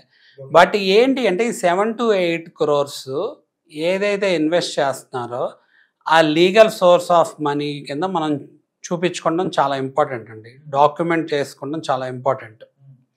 సో అది మనం తీసుకెళ్ళి అక్కడ రీజనల్ సెంటర్స్లో ఇన్వెస్ట్ చేసి దీన్ని ఫారెన్ ఇన్వెస్ట్మెంట్ ఫండ్ కింద గుర్తించడం అనేది జరిగింది. సో ఎప్పుడైతే 7 to 8 crores మనం తీసుకెళ్ళి అక్కడ ఇన్వెస్ట్ చేస్తున్నామో మనకు ఐడియా ఉండాల్సింది ఏంటంటే ఈ డబ్బులు ఎన్ని రోజుల్లో తిరిగి వస్తాయి అనేది కూడా చాలా ఇంపార్టెంట్. ఎందుకంటే మనం రియల్ ఎస్టేట్లో ఒక ప్రాపర్టీలోనే ఇన్వెస్ట్ చేస్తున్నాం అనుకోండి, ఏం ఆలోచిస్తాము, ఈ ప్రాపర్టీ ఎన్ని రోజుల్లో అప్రిషియేట్ అయ్యిద్ది, దీని వాల్యూ ఎన్ని రోజుల్లో పెరిగిద్ది, నెక్స్ట్ వచ్చేసి దాని మీద మనకి రిటర్న్స్ ఏమన్నా వస్తాయా, ఇవన్నీ మనం ఎక్స్పెక్ట్ చేస్తాం. బట్ ఇక్కడ ఏంటి అంటే మనం ప్రాపర్టీ కొనట్లే, బట్ ఏంటంటే ఒక రియల్ ఎస్టేట్ ప్రాజెక్ట్, ఒక బిజినెస్ ప్రాజెక్ట్లో ఇన్వెస్ట్ చేస్తాం ఫారెన్ ఫండ్గా, అంటే ఒక ఇన్వెస్టర్గా మనకి గుర్తిస్తున్నారు. ఓకే. మనం ఏం ఎక్స్పెక్ట్ చేయాలి, మన పారామీటర్స్ ఆఫ్ ఎక్స్పెక్టేషన్ అనేది రియాలిటీకి దగ్గరగా ఉండాలి. సో ఎందుకు అంటే మన $800,000 మనకు చాలా ఇంపార్టెంట్, మనకి గ్రీన్ కార్డ్ రావడం చాలా ఇంపార్టెంట్. అంటే మనం 7 to 8 crores ఏవైతే ఇన్వెస్ట్ చేస్తున్నామో అవి మనకి త్వరగా వెనక్కి రావాలి. అవి ఏంటంటే మనకి ప్రాజెక్ట్ బట్టి 3 to 5 years వెనక్కి వస్తాం జరిగింది. మనకి ప్రాజెక్ట్ అందుకే సెక్యూర్డ్గా ఉండాలి. సెక్యూర్డ్గా ఉంటే ఏంటంటే ప్రాజెక్ట్లో మనకి ఈ డబ్బులు ఎక్కడికి పోకుండా ఉంటాయి, దానికి గైడ్ చేయడం జరిగింది. ప్లస్ ఏంటంటే మన గ్రీన్ కార్డ్ ఎంత ఫాస్ట్గా వస్తుంది అనేది మనకి ఇంపార్టెంట్. ఈ 2 ఫ్యాక్టర్స్ కాకుండా రిటర్న్ ఆన్ ఇన్వెస్ట్మెంట్ అనే ఫ్యాక్టర్ ఏంటి అంటే మనకి అసలు గ్రీన్ కార్డ్ రావటమే రిటర్న్ ఆన్ ఇన్వెస్ట్మెంట్ అండి. మన డబ్బులు మనకు రావటమే రిటర్న్ ఆన్ ఇన్వెస్ట్మెంట్. మనం ఏమనుకుంటామంటే చాలామంది రేట్ ఆఫ్ ఇంట్రెస్ట్ వస్తుంది కదా అనుకుంటారు. ఇప్పుడు ఫిక్స్డ్ డిపాజిట్లో ఇన్వెస్ట్ చేస్తే రేట్ ఆఫ్ ఇంట్రెస్ట్ వస్తుంది, తప్పులేదు. కమర్షియల్ ప్రాపర్టీలో ఇన్వెస్ట్ చేస్తే రేట్ ఆఫ్ ఇంట్రెస్ట్ వస్తుంది. అంటే మంత్లీ ఒక 6% లేకపోతే 5%, 4% లేదా 7% ఎంతో కొంత వస్తుంది, తప్పులేదు. కానీ ఇక్కడ ఏంటంటే మనకి ఆ పర్సంటేజ్ ఆఫ్ మనీ ఎవరన్నా ఇస్తున్నాను అని చెప్పి ఆశ చూపిస్తున్నారు అంటే ఆ ప్రాజెక్ట్లో ఎంత స్టెబిలిటీ ఉంది అనేది ముఖ్యం. ఎందుకు అంటే when there is a chance for them to borrow from a bank or any financial investor who is like lending them money, వాళ్ళకి ఆ మనీ స్పాన్సర్ చేసేది ఎక్కువ డ్యూరేషన్కి ఉంటుంది. ప్లస్ ఏంటంటే తక్కువ రేట్ ఆఫ్ ఇంట్రెస్ట్ ఉంటుంది. మనకి నామినల్ రేట్ ఆఫ్ ఇంట్రెస్ట్ ప్రతి ప్రాజెక్ట్లో డెఫినెట్గా ఇస్తాం జరిగిద్దండి. అది ఏంటంటే యూజువల్లీ 0.25 నుంచి 1.5 అలా వేరీ అయింది. ఒకవేళ ఎక్కువ ఇస్తున్నారు అంటే మన ఫండ్ని తీసుకెళ్ళి ఎక్కడ పెడుతున్నారు అనేది చాలా ఇంపార్టెంట్. ఒక్కోసారి ఏంటంటే చాలామంది తెలియక ఎక్కువ రేట్ ఆఫ్ ఇంట్రెస్ట్ ఇస్తారు అని ఎవరైనా ఆఫర్ చేస్తున్నారంటే వాళ్ళకి ఉద్దేశం ఏంటంటే వాళ్ళ ఫండ్స్ రైజ్ చేయలేకపోతున్నారు కాబట్టి టెంప్ట్ చేసి త్వరగా ఇన్వెస్ట్ చేస్తారు అని చెప్పి ఇన్వెస్ట్ చేయించారు అనుకోండి. వాళ్ళ ఫండ్ కనుక సీనియర్ లోన్ కింద దాన్ని క్లాసిఫై చేయకుండా ఈక్విటీ కింద క్లాసిఫై అయింది అనుకోండి, అంటే ప్రాఫిట్ లాస్ కింద క్లాసిఫై అయింది అనుకోండి. సో మన మనీ ఏదైతే మనం ఇన్వెస్ట్ చేస్తామో అది ఇట్ ఈజ్ ఎట్ రిస్క్ అండి. సో రిస్క్ని మిటిగేట్ చేయడం చాలా ఇంపార్టెంట్. రిస్క్ని పెంచుకుంటే మన డబ్బులు పోయే అవకాశం ఉంటుంది, గ్రీన్ కార్డు పోయే అవకాశం ఉంటుంది, మన డబ్బులు అసలు ఎన్ని ఏళ్ళ తర్వాత వస్తుందో కూడా తెలియని సిచ్యువేషన్ ఉండొచ్చు. సో అందుకే ఏంటంటే లీగల్ డాక్యుమెంటేషన్ చూసుకోవడం చాలా ఇంపార్టెంట్. లీగల్ డాక్యుమెంటేషన్లో మనకి ఎన్ని రోజులు వెనక్కిస్తున్నారు, మన ఫండ్ని ఎలా క్లాసిఫై చేస్తున్నారు అనేది చాలా ఇంపార్టెంట్. అవన్నీ కూడా మనం చూసుకోవడానికి అవేర్నెస్ క్రియేట్ చేయడానికి మల్లెల గ్లోబల్ అనేది గైడ్ చేయడం జరిగింది. యూఎస్లో మనం ఇన్వెస్ట్ చేసామనుకోండి, అంటే ఈ B5 వీసాకి సంబంధించి ఫ్యామిలీలో అందరికి వచ్చే అవకాశం ఉంటుందా ఏంటి B5? డెఫినెట్గా అండి. సో మనకి ఏంటంటే ఒక EB5 వీసా అప్లికేషన్ అంటే 7 to 8 crores కనుక మనకి ఇన్వెస్ట్ చేస్తే ఎవరైతే వైఫ్ హస్బెండ్ వాళ్ళ children unmarried children 21 years below ఎవరైతే ఉన్నారో వాళ్ళందరూ క్వాలిఫై అవుతారు. ఓకే. సో ఇంకా చాలామంది క్వశ్చన్స్ ఏముంటాయి అంటే ఇప్పుడు ఫ్యామిలీ అంతా క్వాలిఫై అవుతున్నారు కదండి ఒక యూనిట్ మీద, మరి ఏజ్ రిస్ట్రిక్షన్ ఉంది కదండి. ఒకవేళ ఒక చైల్డ్ కనుక అబోవ్ 21 years ఉన్నారు అనుకోండి, so they are no more called as child technically. మరి వాళ్ళ పరిస్థితి ఏంటి అంటే ఫస్ట్ ఒకవేళ వాళ్ళకి అవసరం ఉందనుకోండి, వాళ్ళు యూఎస్లో ఉన్నారనుకోండి, ఫస్ట్ వాళ్ళ పేరు మీద ఫైల్ చేయటం ఇంపార్టెంట్. సో ఎందుకంటే వాళ్ళకి వస్తుంది, వాళ్ళకి ఇంపార్టెంట్, వాళ్ళకి కావాలి కాబట్టి. వాళ్ళు మనకి సిటిజన్ అయినాక వాళ్ళ పేరెంట్స్కి అవసరం అయితే స్పాన్సర్ చేసుకోవచ్చు. అప్పటి వరకు వీళ్ళు they can start visiting their children or kid. But ఒకవేళ ఫ్యామిలీ మొత్తం క్వాలిఫై అవ్వాలి అంటే $800,000 తిరిగి, అంటే 7 to 8 crores తిరిగి వచ్చాకైనా వీళ్ళు వేసుకోవచ్చు. లేదు అంటే ఎవరికి 2 అప్లికేషన్స్ కింద అయినా ఫైల్ చేసుకోవాలి. అంటే 2 అప్లికేషన్స్ కింద ఫైల్ చేసుకోవాలంటే $800,000 ఉండాలి. అంటే 7 to 8 crores 2 times ఉండాలి, నియర్లీ 16 crores ఉండాలి అనుకోండి. ఈ డబ్బులు చేసుకున్న దాన్ని బట్టి మనకి ఏంటంటే మొత్తం అక్కడ ఫ్యామిలీ యొక్క డైనమిక్స్ బట్టి ఫ్యామిలీ మొత్తం క్వాలిఫై అవుతుంది. ఓకే. ఒకవేళ పర్మనెంట్ జాబ్ రాలేదనుకోండి, ఎంతమంది డేట్ చేస్తారు అక్కడ, అంటే ఏం చెప్తారు? పర్మనెంట్ జాబ్ అనేది మనం ఎత్తుక్కునే దాన్ని బట్టి ఉంటుందండి. సో పర్మనెంట్ జాబ్ కనుక మనకి రాకపోతే మనం కన్సల్టెంట్ మీద డిపెండ్ అయ్యామనుకోండి యూఎస్లో వర్క్ వీసా కోసం. So consultant payroll run చేస్తూ ఉంటాడు. సో ఆయన పని ఆయన చేస్తున్నాడు, ఎంప్లాయ్మెంట్ కన్సల్టెంట్. ఓకే. సో అప్పుడు ఏంటి అంటే ఆయన రన్ చేస్తున్నప్పుడు మనకి ఫైనాన్షియల్ స్టెబిలిటీ తగ్గిపోయే అవకాశం ఉంది, జాబ్స్ మారే అవకాశం లేదు, ఎందుకంటే మనకి స్టేబుల్ వీసా లేదు కాబట్టి. అంటే EB5 వీసా ద్వారా ఏంటి అంటే మనం పర్మనెంట్ జాబ్ ఎత్తుకునే అవకాశం ఉంటుంది, ప్లస్ ఏంటంటే బెటర్ ప్యాకేజ్ ఎత్తుకునే అవకాశం ఉంటుంది, ప్లస్ ఏంటంటే జాబ్స్ మారచ్చు, ఎప్పుడు కావాలంటే అప్పుడు మారచ్చు, లేకపోతే మనం ఒక బ్రేక్ అయినా తీసుకోవచ్చు ఎప్పుడు కావాలంటే అప్పుడు. అదితి గారు, గ్రీన్ కార్డు రావాలంటే యూఎస్లో ఏం చేయాలి? ఎలా వస్తుంది గ్రీన్ కార్డు అంటే ఏం చెప్తారు మీరు? గ్రీన్ కార్డ్ రావాలి అంటే మన వాళ్ళు ఆప్ట్ చేసుకునే విధానాలు ఏంటి అంటే ఎడ్యుకేషన్ ద్వారా కానీ ఎంప్లాయ్మెంట్ ద్వారా కానీ గ్రీన్ కార్డ్ రావాలి అని ఆప్ట్ చేసుకుంటారండి. సో ఈ పరిస్థితి ఏదైతే ఈ ఆర్డినరీ వేస్ ఉన్నాయో ఈ బాగా బ్యాక్ లిస్ట్ అయినాయి యుఎస్లో. ఎందుకు అంటే బ్లాక్ లిస్ట్ కాదు, బ్యాక్ లిస్ట్ అంటే నేనంటే వెయిటింగ్ లిస్ట్ పెరిగిపోయింది. ఏమైంది అంటే ఎవరైనా యుఎస్ వెళ్ళి సెటిల్ అవ్వాలి అనుకున్న వాళ్ళకి వాళ్ళ final destination to get green card. First of all to work in US and to get green card.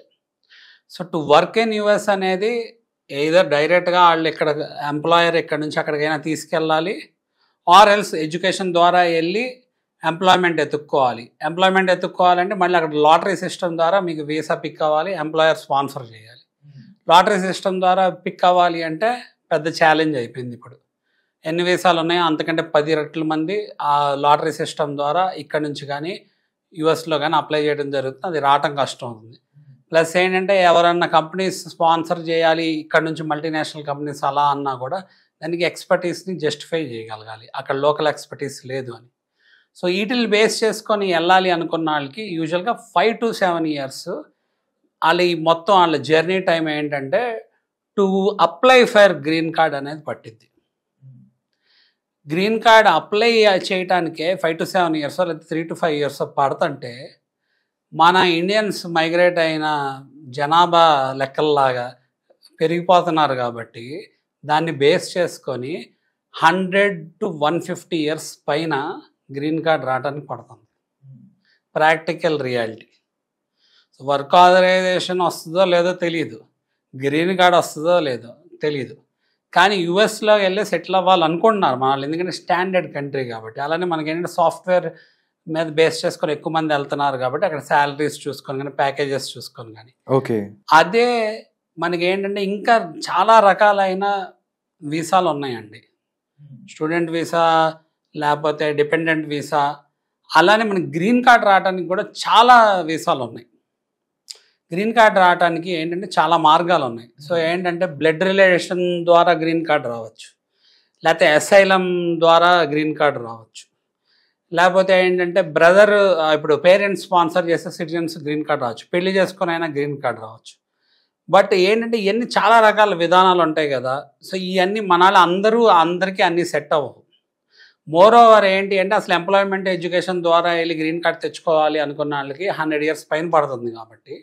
So EB-5 visa ద్వారా ఏంటి అంటే మనకి ఫాస్ట్గా it's the best way to get green card అనమాట.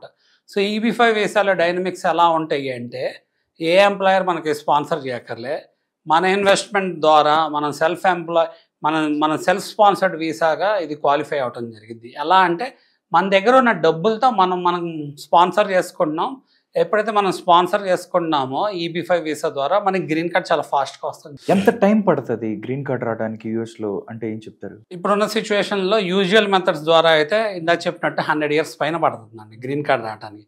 అదే EB-5 వీసా ద్వారా అయితే ఏదైతే 5 to 7 yearsలో ఇలా గ్రీన్ కార్డ్ అప్లై చేయడానికి పడుతుందో యూజువల్ మెథడ్స్లో, అదే 5 to 7 yearsలో పర్మనెంట్ రెసిడెంట్ గ్రీన్ కార్డ్ వస్తుంది. ఈ ప్రాసెస్ ద్వారా EB-5 ప్రాసెస్ ద్వారా సిటిజన్షిప్ కూడా వచ్చే అవకాశం ఉంటుంది. మనకి ఏంటంటే స్టేజెస్ వైజ్గా అర్థం చేసుకోవాలి అంటే 6 to 8 monthsలో వర్క్ ఆథరైజేషన్ వస్తుందండి EB-5 ద్వారా. నెక్స్ట్ ఏంటంటే 1.5 yearsలో కండిషనల్ గ్రీన్ కార్డ్ వస్తుంది. ఓవరాల్గా 5 yearsలో పర్మనెంట్ రెసిడెంట్ గ్రీన్ కార్డ్, అలానే 7 yearsలో ఈ ప్రాసెస్ ద్వారా సిటిజన్షిప్ వచ్చే అవకాశం ఉంటుంది. ఓకే, EB-5 వీసా కోసం ఎలా ఇన్వెస్ట్ చేయాలి, ఏం చేయాలంటే చెప్తారు? EB-5 వీసా ద్వారా ఎలా ఇన్వెస్ట్ చేయాలి అంటే ఫస్ట్ మనం స్టేజెస్లో identification of source of funds అనేది వెరీ ఇంపార్టెంట్. సో ఈ సోర్స్ ఆఫ్ ఫండ్స్ ఐడెంటిఫై చేయాలి అంటే అసలు మనకి ఏమేమి సోర్సెస్ ఉన్నాయి, ప్రాపర్టీస్ ఉన్నాయా, సేవింగ్స్ ఉన్నాయా, ఎర్నింగ్స్ ఉన్నాయా, యూఎస్లో ప్రాపర్టీస్ ఉన్నాయా, ఇండియాలో ప్రాపర్టీస్ ఉన్నాయా, ఏవి లిక్విడేట్ చేయగలం, ఏ సోర్సెస్, లేదా లోన్ తీసుకోవచ్చా, గిఫ్ట్ తీసుకోవచ్చా, ఎవరి దగ్గరైనా బారో చేసుకోవచ్చా, లేదా ఎవరైనా లెండ్ చేస్తే దాన్ని యూటిలైజ్ చేసుకోవచ్చా అనేది ముందు మనం ఐడెంటిఫై చేసుకోవాలి. ప్లస్ ఐడెంటిఫై చేసుకున్న సోర్సెస్ ఈ EB-5 visa to get green కార్డ్కి సోర్స్ ఆఫ్ ఫండ్స్ కింద క్వాలిఫై అవుతున్నాయా లేదా మనం స్క్రీన్ చేసుకోవాలి. సో ఈ 2 స్టెప్స్ చాలా ఇంపార్టెంట్. ఎలా అంటే ప్యారలల్గా రన్ అవ్వాలి. అలానే సైమల్టేనియస్గా మన సోర్స్ ఆఫ్ ఫండ్స్ని ఐడెంటిఫై చేసిన సోర్స్ ఆఫ్ ఫండ్ని డాక్యుమెంటేషన్ రూపంలోకి ఎలా తెచ్చుకోవాలి, దాన్ని సెగ్రిగేట్ చేసుకొని క్వాలిఫై అయ్యేటట్టు EB-5 వీసాకి టు గెట్ గ్రీన్ కార్డ్కి క్వాలిఫై అయ్యేటట్టు ఎలా చేసుకోవాలి అనేది పెద్ద స్టెప్. ఇదంతా చేశాక మనం లిక్విడేట్ చేసుకోవాలండి. ఈ సోర్స్ గ్యారంటీ క్వాలిఫై అయ్యిద్ది అనుకున్నప్పుడు లిక్విడేట్ చేసుకున్న సోర్స్ 7 to 8 crores తీసుకెళ్ళి మనం యుఎస్ గవర్నమెంట్ ఆథరైజ్ చేసిన USCIS ఆథరైజ్ చేసిన రీజనల్ సెంటర్ ప్రాజెక్ట్స్లో ఇన్వెస్ట్ చేయాలి. United states citizenship service and immigration service authorize చేసిన రీజనల్ సెంటర్ ప్రాజెక్ట్స్ ఉంటాయి. ఈ regional centre projects most of the time business, it's a commercial enterprise projects ఉంటాయి. అంటే for the purpose of economy development as well as employment development, infrastructure development. Like ఏంటంటే business కానీ real estate కానీ, real ఎస్టేట్లో ఏంటంటే housing కానీ, hotels కానీ, లేకపోతే రిసార్ట్స్ కానివ్వండి, డిఫరెంట్ రకమైన commercial real estate enterprise base చేసుకొని ఉంటాయన్నమాట. ఈ ఆథరైజేషన్స్ ఉన్న రీజనల్ సెంటర్ ప్రాజెక్ట్స్లో మీకు మల్లెలా గ్లోబల్ ద్వారా గైడ్ చేయడం జరిగిద్ది. Based on your interest, based on the understanding of the subject అనమాట. ఏంటంటే మీ మనీ అక్కడికి వెళ్తున్నప్పుడు ఎంత సేఫ్టీగా ఉంటుంది, ఎంత సెక్యూర్డ్గా ఉంటుంది, ఈ పర్టికులర్ ఆథరైజ్డ్ ప్రాజెక్ట్లో మీరు ఇన్వెస్ట్ చేస్తే మీకు వచ్చే బెనిఫిట్ ఏంటి అనేది మీరు జాగ్రత్తగా మానిటర్ చేసుకోవాలి.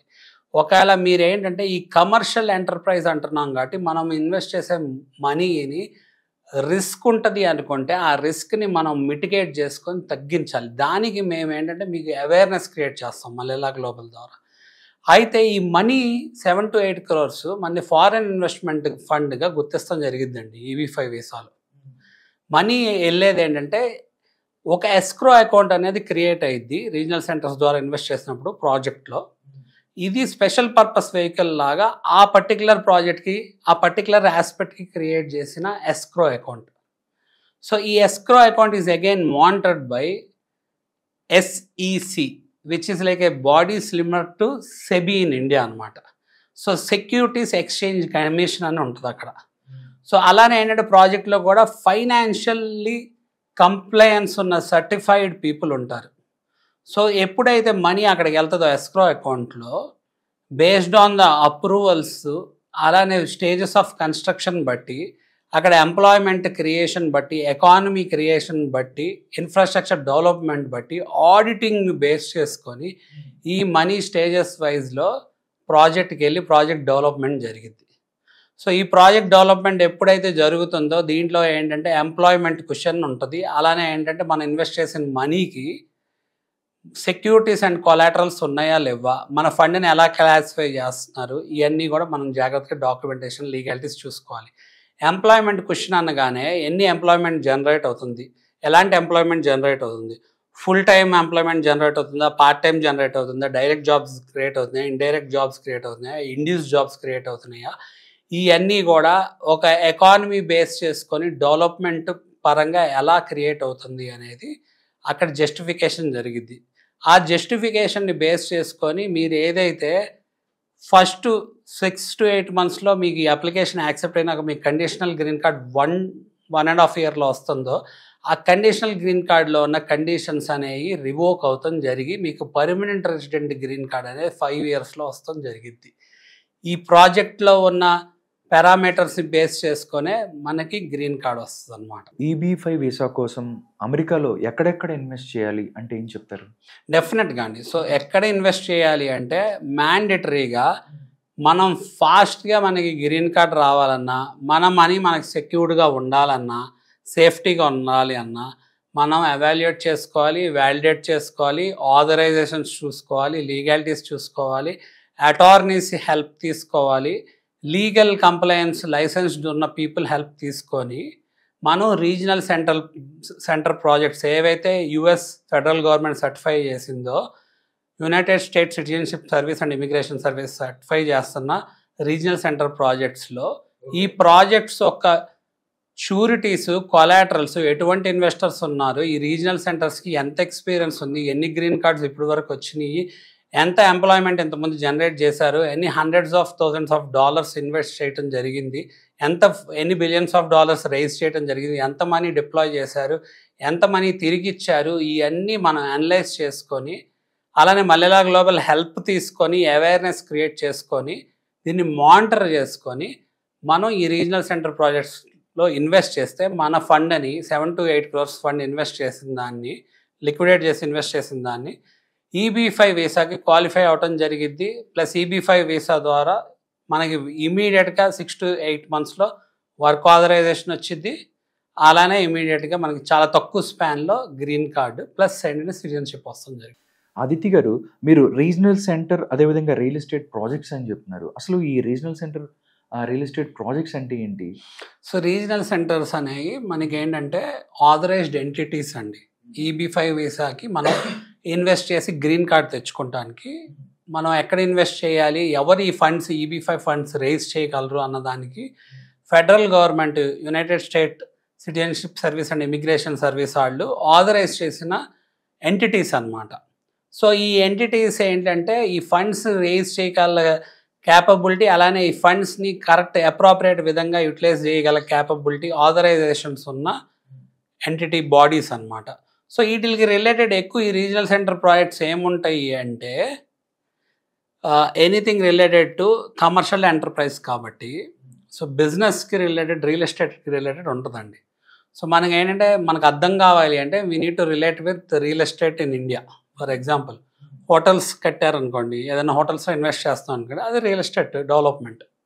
అలానే ల్యాండ్స్, లేకపోతే ఫామ్ హౌసెస్, రిసార్ట్స్, లేకపోతే ఏదైనా amusement parks, anything like any commercial entity అంటే ఒక బిజినెస్ జనరేట్ చేసి మనీని ఫ్లో చేస్తుందో ఆ రియల్ ఎస్టేట్ ప్రాజెక్ట్స్లో వాటిల్లో మనం ఇన్వెస్ట్ చేయగలగాలి. ఆథరైజ్డ్ రీజనల్ సెంటర్ ప్రాజెక్ట్స్లో ఇన్వెస్ట్ చేయాలి. అలానే ఏంటంటే ఈ ఆథరైజ్డ్ రీజనల్ సెంటర్ ప్రాజెక్ట్స్లో ఇన్వెస్ట్ చేస్తున్నప్పుడు మన ఇన్వెస్ట్మెంట్ అనేది ఇట్స్ ఇన్వెస్ట్మెంట్ అంటున్నాం కాబట్టి ఇన్వెస్ట్మెంట్ యొక్క లీగాలిటీస్, కొలాటరల్స్, సెక్యూరిటీస్, షూరిటీస్ ఈ ప్రాజెక్ట్కి ఏమున్నాయి, how it is backed up by securities, wear the fund is being classified, how the fund is being classified అనేది అంతా మనం స్క్రీనింగ్ చేసుకోవాలి జాగ్రత్తగా. ఎందుకు అంటే ఈ రీజనల్ సెంటర్ అనే వాళ్ళకి ఎంత ఎక్స్పీరియన్స్ ఉంది, ఎన్ని ప్రాజెక్ట్స్కి ఎగ్జిక్యూట్ చేశారు, ఎంత మనీ రైజ్ చేశారు, ఎంత మనీ వెనక్కి ఇచ్చారు, ఎన్ని ప్రాజెక్ట్స్ సక్సెస్ఫుల్గా కంప్లీట్ చేశారు, ఇప్పుడు వరకు ఏదన్నా డిఫాల్ట్స్ ఉన్నాయా అంటే ఇన్వెస్ట్ చేసిన వాళ్ళకి డబ్బులు రాకుండా జరగటం కానీ, గ్రీన్ కార్డ్ రాకుండా జరగటం కానీ జరిగిందా, జరిగితే ఎందుకు జరిగింది, ఇవన్నీ అనలైజ్ చేయడానికి మీకు గైడ్ చేయడానికి ఒకళ్ళు కావాలి. అక్కడ మీకు మల్లెలా గ్లోబల్ మిమ్మల్ని హెల్ప్ చేయడం జరిగింది. ఓకే, EB-5 వీసా కోసం ఓన్లీ రీజనల్ సెంటర్స్లోనే ఎందుకు ఇన్వెస్ట్ చేయాలి అంటే ఏం చెప్తారు? సో EB-5 ఇన్వెస్ట్మెంట్ ద్వారా మనం గ్రీన్ కార్డ్ తెచ్చుకోవాలి అంటే డైరెక్ట్ ఇన్వెస్ట్మెంట్ కూడా ఉంటుందండి. మనం డైరెక్ట్గా ఏంటంటే మనకంటూ మనం బిజినెస్ పెట్టుకొని చేసుకోవచ్చు. బట్ మనం చేసుకోవాలి అంటే అలా మనకు నిజంగా ఇండియా డైనమిక్స్ వేరు, US డైనమిక్స్ వేరు. ప్లస్ మోర్ ఓవర్ ఏంటంటే మనకి సర్టన్ సెట్ ఆఫ్ స్కిల్స్ ఉండాలి. ఇంకా చాలా అక్కడ టఫెస్ట్ థింగ్ ఏంటంటే రీజనల్ సెంటర్లో ఇన్వెస్ట్ చేయకుండా మనం డైరెక్ట్ ఇన్వెస్ట్మెంట్ ద్వారా మనం ఆ ఎకానమీని, ఎంప్లాయ్మెంట్ని జనరేట్ చేయాలి అనుకోండి, it will become a challenge to us. ఎందుకంటే మనం ఏ US అటార్నీని అడిగినా చెప్తారు రీజనల్ సెంటర్లో ఇన్వెస్ట్ చేస్తే త్వరగా గ్రీన్ కార్డ్ వచ్చిద్దా, మనం డైరెక్ట్గా ఇన్వెస్ట్ చేస్తే త్వరగా గ్రీన్ కార్డ్ వచ్చిద్దా అనేది కూడా ఇట్స్ అగైన్ డిస్క్రిషనరీ. ఇప్పుడు మనం గ్రీన్ కార్డ్ ఏంటంటే మన రీజనల్ సెంటర్ ద్వారా ఇన్వెస్ట్ చేస్తే నెక్స్ట్ 5 yearsలో వస్తుంది అనుకోండి, డైరెక్ట్ ఇన్వెస్ట్మెంట్ ద్వారా 10-15 years తీసుకుంటుంది అనుకోండి, why would we choose to invest in a direct investment? ఎందుకు అంటే ఇంకోటి USలో లాస్ చాలా స్ట్రిక్ట్గా ఉంటాయి. ఇప్పుడు ఒక అటార్నీతో మీరు జనరల్గా మాట్లాడాలి అంటేనే $hundreds of కన్సల్టేషన్ ఫీ కట్టాలి. మీ ఫైల్ టేకప్ చేయాలి అంటే $thousands of జస్ట్ స్క్రూటినీ చేసి కేసు ముందుకు తీసుకెళ్ళాలంటే $thousands of డిపాజిట్ చేయాలి. సో మరి మీకు ఆ లీగల్ ఎక్స్పెన్సెస్ ఉంటాయి. మోర్ ఓవర్ ఏంటంటే అక్కడ ఉన్న సిటిజన్స్కి, అక్కడున్న వర్కర్స్కి, వాళ్ళకి ఈ ఎంప్లాయ్మెంట్ మనం జనరేట్ చేయాలన్నమాట. అలానే ఏంటంటే other liabilities like medical, insurance, legal charges, plus ఏదైనా రిస్క్ ఆస్పెక్ట్స్, ప్రాఫిట్ లాస్ అయ్యే బిజినెస్ ఆస్పెక్ట్లో ఏదైనా పార్ట్నర్షిప్ ఇష్యూస్ ఏదైనా వచ్చినా మనకేంటంటే మనం పెట్టిన డబ్బులు పోతాయి, మనకి గ్రీన్ కార్డు రాదు డైరెక్ట్ ఇన్వెస్ట్మెంట్ ద్వారా అయితే. సో రీజనల్ సెంటర్ ద్వారా అయితే అవన్నీ మనకి మిటిగేట్ అయ్యి తగ్గుతున్నాయి. ఎందుకు తగ్గుతున్నాయి అంటే ఫిజికల్గా మనం ఉండి బిజినెస్ చేసి ఆ బిజినెస్ని డెవలప్ చేసి ఎంప్లాయ్మెంట్ జనరేట్ చేసి అక్కడ డెవలప్మెంట్ చూపించాలి అంటే మనకి నిజంగా ఆ స్కిల్ ఉందా లేదా. So there are two things. This business goal is different from immigration goal. అసలు నీకు ముందు ఆ కంట్రీలో ఉండే పరిస్థితే లేదు అంటే నేను బిజినెస్ చేసేస్తాను అని అనుకుంటున్నావు అంటే నీకు నిజంగా ఆ ఎక్స్పర్టీస్ ఉందా లేదా అనేది చాలా ఇంపార్టెంట్. $800,000తో అయ్యేది మీకు $2 million అవుతుంది అనుకోండి. Why would you choose that path? 5 yearsలో అయ్యే పని 10 yearsలోనో 15 yearsలో అవుతుంది అనుకోండి. Why do you want to choose that path? Why do you want to increase your risk? So అందుకే రీజనల్ సెంటర్స్లో ఏంటి అంటే మీరు authorized appropriate experience certified regional సెంటర్స్లో మీరు ఇన్వెస్ట్ చేయగలిగితే డెఫినెట్గా సరైన క్రెడిబుల్ పీపుల్తో మీకు ఏంటంటే మీ మనీకి సెక్యూరిటీ ఉంటుంది ప్రాజెక్ట్లో. మీ గ్రీన్ కార్డ్ గోల్ అంటే మీ ఇమిగ్రేషన్ గోల్ త్వరగా అచీవ్ అయ్యింది. సో ఈ 2 factors మనకు కావాల్సి ఏంటంటే మనకి డబ్బులు ఏదైతే ఇన్వెస్ట్ చేస్తామో వెనక్కి రావాలి, యాజ్ సూన్ యాజ్ పాసిబుల్ త్వరగా వెనక్కి రావాలి. ప్లస్ ప్రాజెక్ట్లో ఏంటి అంటే మనం ఏదైతే conditions for conditional green card ఉన్నాయో అవి రివోక్ చేయడానికి అక్కడ ప్రాజెక్ట్లో ఆ పారామీటర్స్ ఫుల్ఫిల్ అవ్వాలి, త్వరగా ఫుల్ఫిల్ అవ్వాలి, మంచిగా ఫుల్ఫిల్ అవ్వాలి. అప్పుడే మనకి ఏంటంటే పర్మనెంట్ రెసిడెంట్ గ్రీన్ కార్డ్ వస్తుంది జరిగింది. ఇది గ్రీన్ కార్డ్ కోసం EB-5 వీసాలో ఇన్వెస్ట్ చేయడం అనేది ఎంతవరకు సేఫ్ అని చెప్తారు? ఇది చాలా డైవర్స్డ్ టాపిక్ అండి. సో EB-5 ఇన్వెస్ట్మెంట్ వీసాస్లో ఇప్పటివరకు ఫెయిల్యూర్ లేదా అంటే డెఫినెట్గా మార్కెట్లో మనం ఎప్పుడైతే మనీ ఎట్ రిస్క్ అంటున్నాం కాబట్టి there are cases of failure. అందుకే మనం జాగ్రత్తగా స్క్రూటినీ చేసుకోవాలి.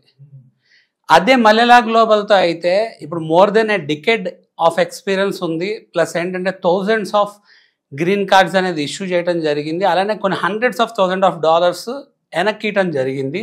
ప్లస్ ఏంటంటే మన కేటగిరికల్గా చూస్తే ఇప్పుడు వరకు డిఫాల్ట్ అనేది లేదు.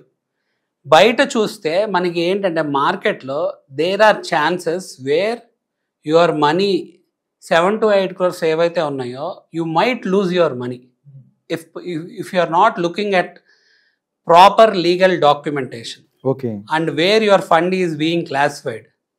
మోర్ ఓవర్ ఏంటంటే మనకేంటంటే regional centres authorized regional centres మళ్ళీ గ్లోబల్ ద్వారా మీరు ఇన్వెస్ట్ చేయగలిగితే ఆ రీజనల్ సెంటర్స్ మీకు అక్కడ ప్రాజెక్ట్లో షూరిటీ సెక్యూరిటీ కొలాటరల్స్తో పాటు sewing the developer in case of any failure to do so అనేది ఉండొచ్చు. ప్లస్ ఏంటంటే ప్రాజెక్ట్ 50% or 60% అయ్యే లోపలే మీ ఎంప్లాయ్మెంట్ గోల్ అంటే కండిషనల్ గ్రీన్ కార్డులో కండిషన్స్ రివోక్ చేయడానికి కావాల్సిన కండిషన్స్ మీరు ఇన్వెస్ట్ చేసే టైంకే ఆల్రెడీ ఫుల్ఫిల్ అయిపోయి ఉండొచ్చు. Or else at least 50% or 60% of the project అయ్యేసరికి ఎంప్లాయ్మెంట్ క్వశ్చన్ ఎక్కువ ఉండటం వల్ల ఫుల్ఫిల్ అవ్వచ్చు. మోర్ ఓవర్ చాలా అడ్వాంటేజెస్ ఉంటాయి అన్నమాట. సో ఫెయిల్యూర్స్ అసలు లేవా అంటే మార్కెట్లో చూసుకుంటే కొన్ని కేసెస్లో ఏంటంటే మీకు గ్రీన్ కార్డ్ వస్తాయి కానీ డబ్బులు రావు. కొన్ని కేసెస్లో ఏంటంటే మీ డబ్బులు ఎప్పుడు వస్తాయో తెలియదు. కొన్ని కేసెస్లో గ్రీన్ కార్డు డబ్బులు 2 పోతాయి. సో ఇవన్నీ మిటికేట్ చేసి ఈ రిస్క్ని డిక్రీజ్ చేయాలి అంటే మీకు ముందు అవేర్నెస్ కావాలి. అసలు మీరు ఎడ్యుకేట్ అవ్వాలి ఆ సబ్జెక్ట్ మీద. ఆ ఎడ్యుకేట్ అవ్వటానికే మీరు మల్లెలా గ్లోబల్తో అసోసియేట్ అయ్యి how to decrease the risk, what are the mitigation factors అనేది you should increase your awareness towards such kind of things అనమాట. అక్కడే మీకు మల్లెలా గ్లోబల్ హెల్ప్ చేయడం జరిగింది. ఓకే, కాస్ట్ ఆఫ్ ఇన్వెస్ట్మెంట్ ఎంత అవుతుంది అంటే ఏం చెప్తారు దీని గురించి?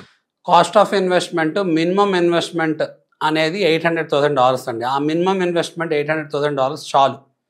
అంటే ఏంటంటే $800,000 వచ్చేసి 7 to 8 crores కావాలి. ఈ 7 to 8 crores మనం తీసుకెళ్ళి యూఎస్లో ఇన్వెస్ట్ చేయాలి. బట్ ఈ 7 to 8 crores అని నేను ఎందుకు అంటున్నాను అంటే $800,000 అంటే it's around like 6.7 to 7 crores వస్తుంది. బట్ మనకి అదర్ ఎక్స్పెండిచర్ ఉంటుంది. అదర్ ఎక్స్పెండిచర్ అంటే ఈ $800,000ని మనం ప్రొటెక్ట్ చేసుకోవాలి, డాక్యుమెంట్ చేసుకోవాలి, లీగల్గా దాన్ని వెల్త్ని మేనేజ్ చేసి అడ్మినిస్ట్రేషన్ చేయాలి అంటే మనకి యుఎస్ అటార్నీ ఛార్జెస్ ఉంటాయి. ప్లస్ ఏంటంటే అప్లికేషన్ ఫీజెస్ ఉంటాయి. Plus wealth management and administration fees ఉంటాయి. సో ఈ ఫీజెస్ అన్నీ కూడా మనం $800,000ని ప్రొటెక్ట్ చేసుకొని మన ఇమిగ్రేషన్ గోల్ని మనం అచీవ్ చేసుకోవడానికి మనం మ్యాండేటరీగా ఆప్ట్ చేయాల్సిన సిచ్యువేషన్ ఉంటుంది. దాంతోపాటు what are the sources of funds అండి, అంటే దీనికి సంబంధించి సోర్స్ ఏంటి? సో ఏంటంటే మనకి EB-5 వీసాలో చాలా important factor source of funds. Source of funds మనం క్వాలిఫై అయితేనే మనం EB-5 వీసా క్వాలిఫై అవుతాం. సో క్రైటీరియా ఏంటంటే మనం ఎప్పుడైనా మాట్లాడినప్పుడు ఎవరు క్వాలిఫై అవుతారు EB-5 వీసా కంటే, ఎవరైనా క్వాలిఫై అవ్వచ్చు, డబ్బులుంటే ఎవరైనా క్వాలిఫై అవ్వచ్చు అని చెప్తాం కదా. సో వాళ్ళ సోర్స్ ఆఫ్ ఫండ్ మ్యాండేటరీగా క్వాలిఫై అవ్వాలి. సోర్స్ ఆఫ్ ఫండ్ క్వాలిఫై అవ్వాలి అంటే అది legally documented source of fund ఉండాలి, అలానే దానికి కంటిన్యూటీ అండ్ కనెక్టివిటీ ఉండాలి, pathway of source of fund అనేది చూపించే పరిస్థితి ఉండాలి. సో ఎప్పుడైతే ఈ సోర్స్ ఆఫ్ ఫండ్ అనేది taxable legal documented source of fund కిందకి మనం దాన్ని సెగ్రిగేట్ చేసి లిక్విడేట్ చేసుకొని ఇన్వెస్ట్ చేస్తామో అప్పుడు మనకి ఈ ఫండ్ క్వాలిఫై అయ్యే అవకాశం ఎక్కువ ఉంటుంది. దానికి ఏంటి అంటే మల్లెలా గ్లోబల్ ద్వారా మీకు ఎవరైతే కొన్ని వేల అప్లికేషన్, ఒక థౌజండ్స్ ఆఫ్ అప్లికేషన్స్ EB-5కి రిలేటెడ్ అప్లికేషన్స్ మీద వర్క్ చేయడం జరిగిందో అలాంటి వాళ్ళతో మీకు గైడెన్స్ ఉండటం జరిగింది. సో ఏంటంటే ఎటువంటి సోర్స్ ఆఫ్ ఫండ్స్ క్వాలిఫై అవుతాయి అనేది మీకు స్క్రీనింగ్ చేసి మీకు చెప్పి అవేర్నెస్ క్రియేట్ చేయడం జరిగింది. What type of source of funds qualify అవుతాయి ఈ EB-5 వీసా కోసం అంటే ఏం చెప్తారు? So there are vast range of source of funds అండి. So vast range of source of funds qualify అవుతాయి. సో ఎలాంటి సోర్స్ ఆఫ్ ఫండ్స్ అంటే మన ఎర్నింగ్స్ క్వాలిఫై అవుతాయి. మనం ఏదైనా ప్రాపర్టీ, మనకి ప్రాపర్టీ ఇప్పుడు రకరకాలుగా రావచ్చు. మన ఎర్నింగ్స్ ద్వారా మనం ప్రాపర్టీ కొనుక్కొని ఉండొచ్చు, లేకపోతే ఇన్హెరిటెన్స్ ద్వారా, సక్సెషన్ ద్వారా, విల్ ద్వారా, పార్టీషన్ ద్వారా, లేకపోతే గిఫ్ట్ ద్వారా ఇలా మనకి ప్రాపర్టీ వచ్చి ఉండొచ్చు. ఈ ప్రాపర్టీ మనం లిక్విడేట్ చేసేటప్పుడు మనం ఐడెంటిఫై చేసుకోవాల్సింది ఏంటి అంటే maximum amount off white source of funds వచ్చేటట్టు చూసుకోవాలి. అప్పుడు ఏంటంటే ఆ documented white source of funds ఎప్పుడైతే వస్తున్నాయో మనం ఆ సోర్స్ ఆఫ్ ఫండ్స్ని జాగ్రత్తగా డాక్యుమెంటేషన్ చేసుకుంటాం వల్ల అవి మన EB-5 వీసాకి క్వాలిఫై అవుతాయి. మోర్ ఆర్ సోర్స్ ఆఫ్ ఫండ్స్లో ఏంటంటే లోన్స్ కూడా క్వాలిఫై అవుతాయి. ఇప్పుడు ఎవరి దగ్గరైనా లోన్ తీసుకోవచ్చు. Private institutions, non banking institutions, banking institutions దగ్గర తీసుకోవచ్చు. అలానే అన్రిస్ట్రిక్టెడ్ లోన్ అయి ఉండాలి. సో పర్పస్ ఆఫ్ లోన్ అనేది నో అబ్జెక్షన్తో డిస్క్రిషన్గా ఉండొచ్చు. ఇండివిజువల్ కెపాసిటీలో ఎవరైనా మనకి లోన్ కానీ గిఫ్ట్ కానీ ఇస్తుంటే మనం డెఫినెట్గా వాళ్ళ కెపాసిటీని ట్రాక్ చేయాల్సిన సిచ్యువేషన్ ఉంటుంది. దాని ఒక డాక్యుమెంటేషన్ డిక్లేర్ చేయాలి. అలానే మనకి ఏంటంటే షేర్స్ ద్వారా లేకపోతే బిజినెస్ ప్రాఫిట్స్ ద్వారా మన ఏదన్నా ఎర్నింగ్స్ వచ్చినాయి అనుకోండి, అలాంటి ఫండ్స్ కూడా క్వాలిఫై అవుతాయి. Any legal source of money will qualify for source of funds. So source of ఫండ్స్ని జాగ్రత్తగా మీరు క్వాలిఫై చేసుకోవడానికి, డాక్యుమెంటేషన్ చేసుకోవడానికి మల్లెలా గ్లోబల్ మీకు హెల్ప్ చేయడం జరిగింది. ఓకే, ఏదైతే మీరు ఇన్వెస్ట్ చేస్తున్న మనీ ఏదైతే ఉందో ఇది లిక్విడేటెడ్ మనీ ఏ ఉండాలా అంటే ఏం చెప్తారు? డెఫినెట్గా అండి. సో ఏంటి అంటే చాలామంది అడిగే క్వశ్చన్ ఏంటంటే నాకు 20 crores ప్రాపర్టీ ఉంది, 30 crores ప్రాపర్టీ ఉంది, యుఎస్లో ఉంది, ఇండియాలో ఉంది, లేదా నాకు 8 crores ప్రాపర్టీ జస్ట్ ఉంటే సరిపోద్దా, నేను లిక్విడేట్ చేయకుండా ఉంటే సరిపోద్దా, $800,000 అంటే 7 to 8 crores అన్నారు కదా, నా దగ్గర 7 to 8 crores ప్రాపర్టీ ఉంటే చాలా, అది ప్రాపర్టీ రూపంలోనో లేకపోతే సేవింగ్ ఎర్నింగ్స్ రూపంలో ఉంటే సరిపోద్దా అంటారు. అవునండి, సేవింగ్ ఎర్నింగ్స్లో ఉన్నా లేదా ప్రాపర్టీలో ఉన్నా ఎలా ఉన్నా దాన్ని లిక్విడేట్ చేసి మీరు తీసుకెళ్ళి ఆ ఫండ్ని యుఎస్లో ఇన్వెస్ట్ చేయాలి. ఇన్వెస్ట్ చేసినప్పుడే అది మీరు ఫారెన్ ఇన్వెస్ట్మెంట్ ఫండ్ కింద క్వాలిఫై చేసి దాన్ని బేస్ చేసుకునే మీకు EB-5 వీసా ద్వారా గ్రీన్ కార్డ్ ఇస్తాం జరిగింది. ఇప్పుడు ఎందుకంటే లిక్విడేట్ చేసి అక్కడ వేరే ప్రాజెక్ట్లో ఇన్వెస్ట్ చేస్తేనే అక్కడ ఎకానమీ ఎంప్లాయ్మెంట్ జనరేట్ అవుతుంది కాబట్టి దాన్ని ఫారెన్ ఇన్వెస్ట్మెంట్ ఫండ్గా గుర్తించి మీకు గ్రీన్ కార్డ్ ఇస్తున్నారు. అంతేగాని మీకు ఎంత ప్రాపర్టీస్ ఉన్నాయి, మీకు ఎంత వాల్యూ, మీ ప్రాపర్టీ ఒక నెట్ వర్త్ చూసి ఇయ్యరు డైరెక్ట్గా. మీ ప్రాపర్టీ ఒక నెట్ వర్త్ ఉంటే మీకు లిక్విడేషన్కి ఈజీగా ఉంటుంది. సో అది యుఎస్లో అయినా ఉండండి లేకపోతే any parts of the world ఉండనివ్వండి. దాంతోపాటు ఎలాంటి స్టెప్స్ ఇన్వాల్వ్ అయి ఉంటాయి సోర్స్ ఆఫ్ ఫండ్స్కి సంబంధించి? సోర్స్ ఆఫ్ ఫండ్స్లో ఇందాక మనం మాట్లాడుకున్నట్టు చాలా ఇంపార్టెంట్ పారామీటర్, ఫస్ట్ పారామీటర్ అసలు source of funds. Okay, source of funds అసలు మనకు ఉంటేనే కదా మనం $800,000 7 to 8 crores క్వాలిఫై అయ్యేది. సో డెఫినెట్గా చాలా స్టెప్స్ ఉంటాయి. సో స్టెప్స్ ఏంటి అంటే ఇందాక చెప్పినట్టు identification of source of funds, documentation of source of funds, segregation of source of funds, అలానే ఏంటంటే filtering the source of funds which qualify for this EB5 visa అనేది చాలా ఇంపార్టెంట్. ఇవన్నీ సైమల్టేనియస్గా ప్యారలల్గా ఇప్పుడు మనకి రైల్వే ట్రాక్ ఎలా నడిచిద్దో అలా మనం ఒకదానికొకటి యాడ్ అయ్యి బెనిఫిట్ అయ్యేటట్టు డాక్యుమెంట్ చేసుకోగలగాలి. డాక్యుమెంటేషన్ చేసుకొని లిక్విడేషన్ చేసుకున్నప్పుడు డాక్యుమెంటేషన్ చేసుకొని సైమల్టేనియస్గా నెక్స్ట్ డేలో మనం మనీ తీసుకెళ్ళి యూఎస్లో ఇన్వెస్ట్ చేసి మనం అప్లికేషన్ పెట్టుకున్నప్పుడు అప్లికేషన్ క్వాలిఫై అయ్యింది. నెక్స్ట్ 6 to 8 monthsలో వర్క్ ఆథరైజేషన్స్, 1 to 1.5 yearsలో కండిషనల్ గ్రీన్ కార్డు, 5 yearsలో గ్రీన్ కార్డ్ వస్తుంది జరిగింది. అలాగే 3 to 5 yearsలో ప్రాజెక్ట్ని బేస్ చేసుకొని మనం పెట్టిన డబ్బులు వెనక్కి వస్తుంది జరిగింది. ఇవన్నీ డిఫరెంట్ స్టేజెస్ ఉంటాయండి. ఓకే, దాంతోపాటు EB5 వీసా ప్రాసెస్లో ఎలాంటి స్టెప్స్ ఇన్వాల్వ్ అయి ఉంటాయంటే ఏం చెప్తారు మీరు? డెఫినెట్గా అండి, ఇప్పుడు ఏదైతే స్టేజెస్ చెప్పానో అలానే స్టెప్స్ కూడా అలాంటివి అండి. సో ఏంటంటే స్టెప్స్ అనేసరికి మనం ఇప్పుడు ఇన్వెస్టింగ్ గురించి మాట్లాడాం, ఐడెంటిఫికేషన్ గురించి మాట్లాడాం, సోర్స్ ఆఫ్ ఫండ్స్ని డాక్యుమెంటేషన్ గురించి మాట్లాడాం. నెక్స్ట్ అప్లికేషన్స్ ఫైల్ చేసుకోవాలి. సో అంటే application to qualify the particular person who has invested their source of fund like 7 to 8 crores EB5 category కింద గ్రీన్ కార్డ్ అప్లై చేసుకోవడానికి, వీళ్ళు క్వాలిఫై అవ్వడానికి అప్లికేషన్స్ డెఫినెట్గా మీరు ఫైల్ చేసుకోవాలి. యూఎస్ అటార్నీ ద్వారా ఫైల్ చేసుకోవడానికి మళ్ళీ గ్లోబల్ హెల్ప్ చేస్తుంది. ఎవ్రీ స్టేజ్లో చేసుకోవాలి. మనకి ఇంటర్మ్ అప్లికేషన్స్ ఉంటాయి. Interim application change of status, work authorization, travel permit. Next ఏంటంటే కండిషనల్ గ్రీన్ కార్డ్ రావడానికి అప్లికేషన్స్ ఫైల్ చేసుకోవాలి. కండిషన్స్ రివోక్ చేసుకోవడానికి కండిషనల్ గ్రీన్ కార్డ్ ఒక కండిషన్స్ రివోక్ చేసుకోవడానికి ఫైల్ చేసుకోవాలి. నెక్స్ట్ పర్మనెంట్ రెసిడెంట్ గ్రీన్ కార్డ్కి ఫైల్ చేసుకోవాలి. ఇంకా మధ్యలో ఏదైనా other legal documentation, other applications ఏమైనా ఫైల్ చేయాల్సి వస్తే అవి కూడా ఫైల్ చేసుకోవాలి. దానికి ఏంటంటే మనకి క్వాలిఫైడ్ యూఎస్ అటార్నీని మనం పెట్టుకొని ఆయన రీటైన్ చేసుకొని మన ప్రాసెస్ని ముందుకు తీసుకెళ్ళాలి స్టేజెస్లో. ఎడ్యుకేషనల్ బెనిఫిట్స్ ఏమున్నాయి EB5 వీసాలో అంటే ఏం చెప్తారు మీరు? సో డెఫినెట్గా ఎడ్యుకేషనల్ బెనిఫిట్స్ చాలా ఉన్నాయండి. సో ఎంప్లాయ్మెంట్ బెనిఫిట్స్ ఉన్నాయి, ఎడ్యుకేషనల్ బెనిఫిట్స్ ఉన్నాయి. ఎడ్యుకేషనల్ బెనిఫిట్స్ ఏంటంటే ఇప్పుడు ఎవరైనా సరే యూఎస్కి ఎడ్యుకేషన్ ద్వారా వెళ్ళాలనుకుంటారండి. అది EB5 వీసా ద్వారా వెళ్తే ఏంటి అంటే ఇప్పుడు ఒక యూనివర్సిటీలో అండర్ గ్రాడ్కి వెళ్తున్నారు అనుకోండి, టాప్ మోస్ట్ యూనివర్సిటీకి వెళ్ళాలనుకోండి, వాళ్ళ దగ్గర డబ్బులు ఉండాలి ఫస్ట్ వెళ్ళాలంటే. టాప్ మోస్ట్ యూనివర్సిటీ అంటే లైక్ ఐవీ లీగ్ యూనివర్సిటీస్ అనుకుందాం. వాటిలో ఫీజెస్ కూడా అలానే ఉంటాయి, చాలా ఎక్కువ ఉంటాయి. లైక్ లెట్స్ సే ఒక 5 crores ఫీజు ఉందనుకోండి, ఇంటర్నేషనల్ ట్యూషన్ ఫీ. EB5 కింద మనం గ్రీన్ కార్డ్ క్వాలిఫై అయ్యి మనం ఇన్స్టేట్ ట్యూషన్ ఫీ కట్టేటట్టు అయితే EB5 ద్వారా మనం ఏదైతే కడుతున్నామో 5 crores లెస్ దెన్ దట్ కడతాము. ఎందుకు అంటే ఇప్పుడు 50 to 70% difference in tuition fee ఉంటుందండి.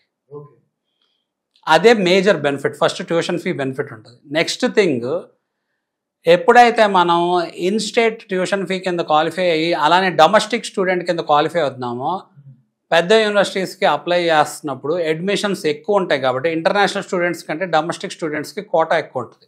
ఓకే, సో ఆ డొమెస్టిక్ కేటగిరీ కోటాకి మనం క్వాలిఫై అవుతాం కాబట్టి ఇంకా పెద్ద యూనివర్సిటీస్ ఆప్ట్ చేసుకోవచ్చు. Okay, what are the citizenship benefits in EB5 visa? So ఇప్పుడు ఉన్న సిచ్యువేషన్లో ఏమవుతుంది అంటే యూజువల్ మెథడ్స్లో ఎంప్లాయ్మెంట్ ద్వారా కానీ ఎడ్యుకేషన్ ద్వారా కానీ మనం వెళ్ళి అప్లై చేసుకోవడానికి గ్రీన్ కార్డ్ ఎంప్లాయర్ స్పాన్సర్ చేయడానికి 5 to 7 years, అలానే అప్లై చేశాక గ్రీన్ కార్డ్ రావడానికి 100 to 150 years పడుతుంది.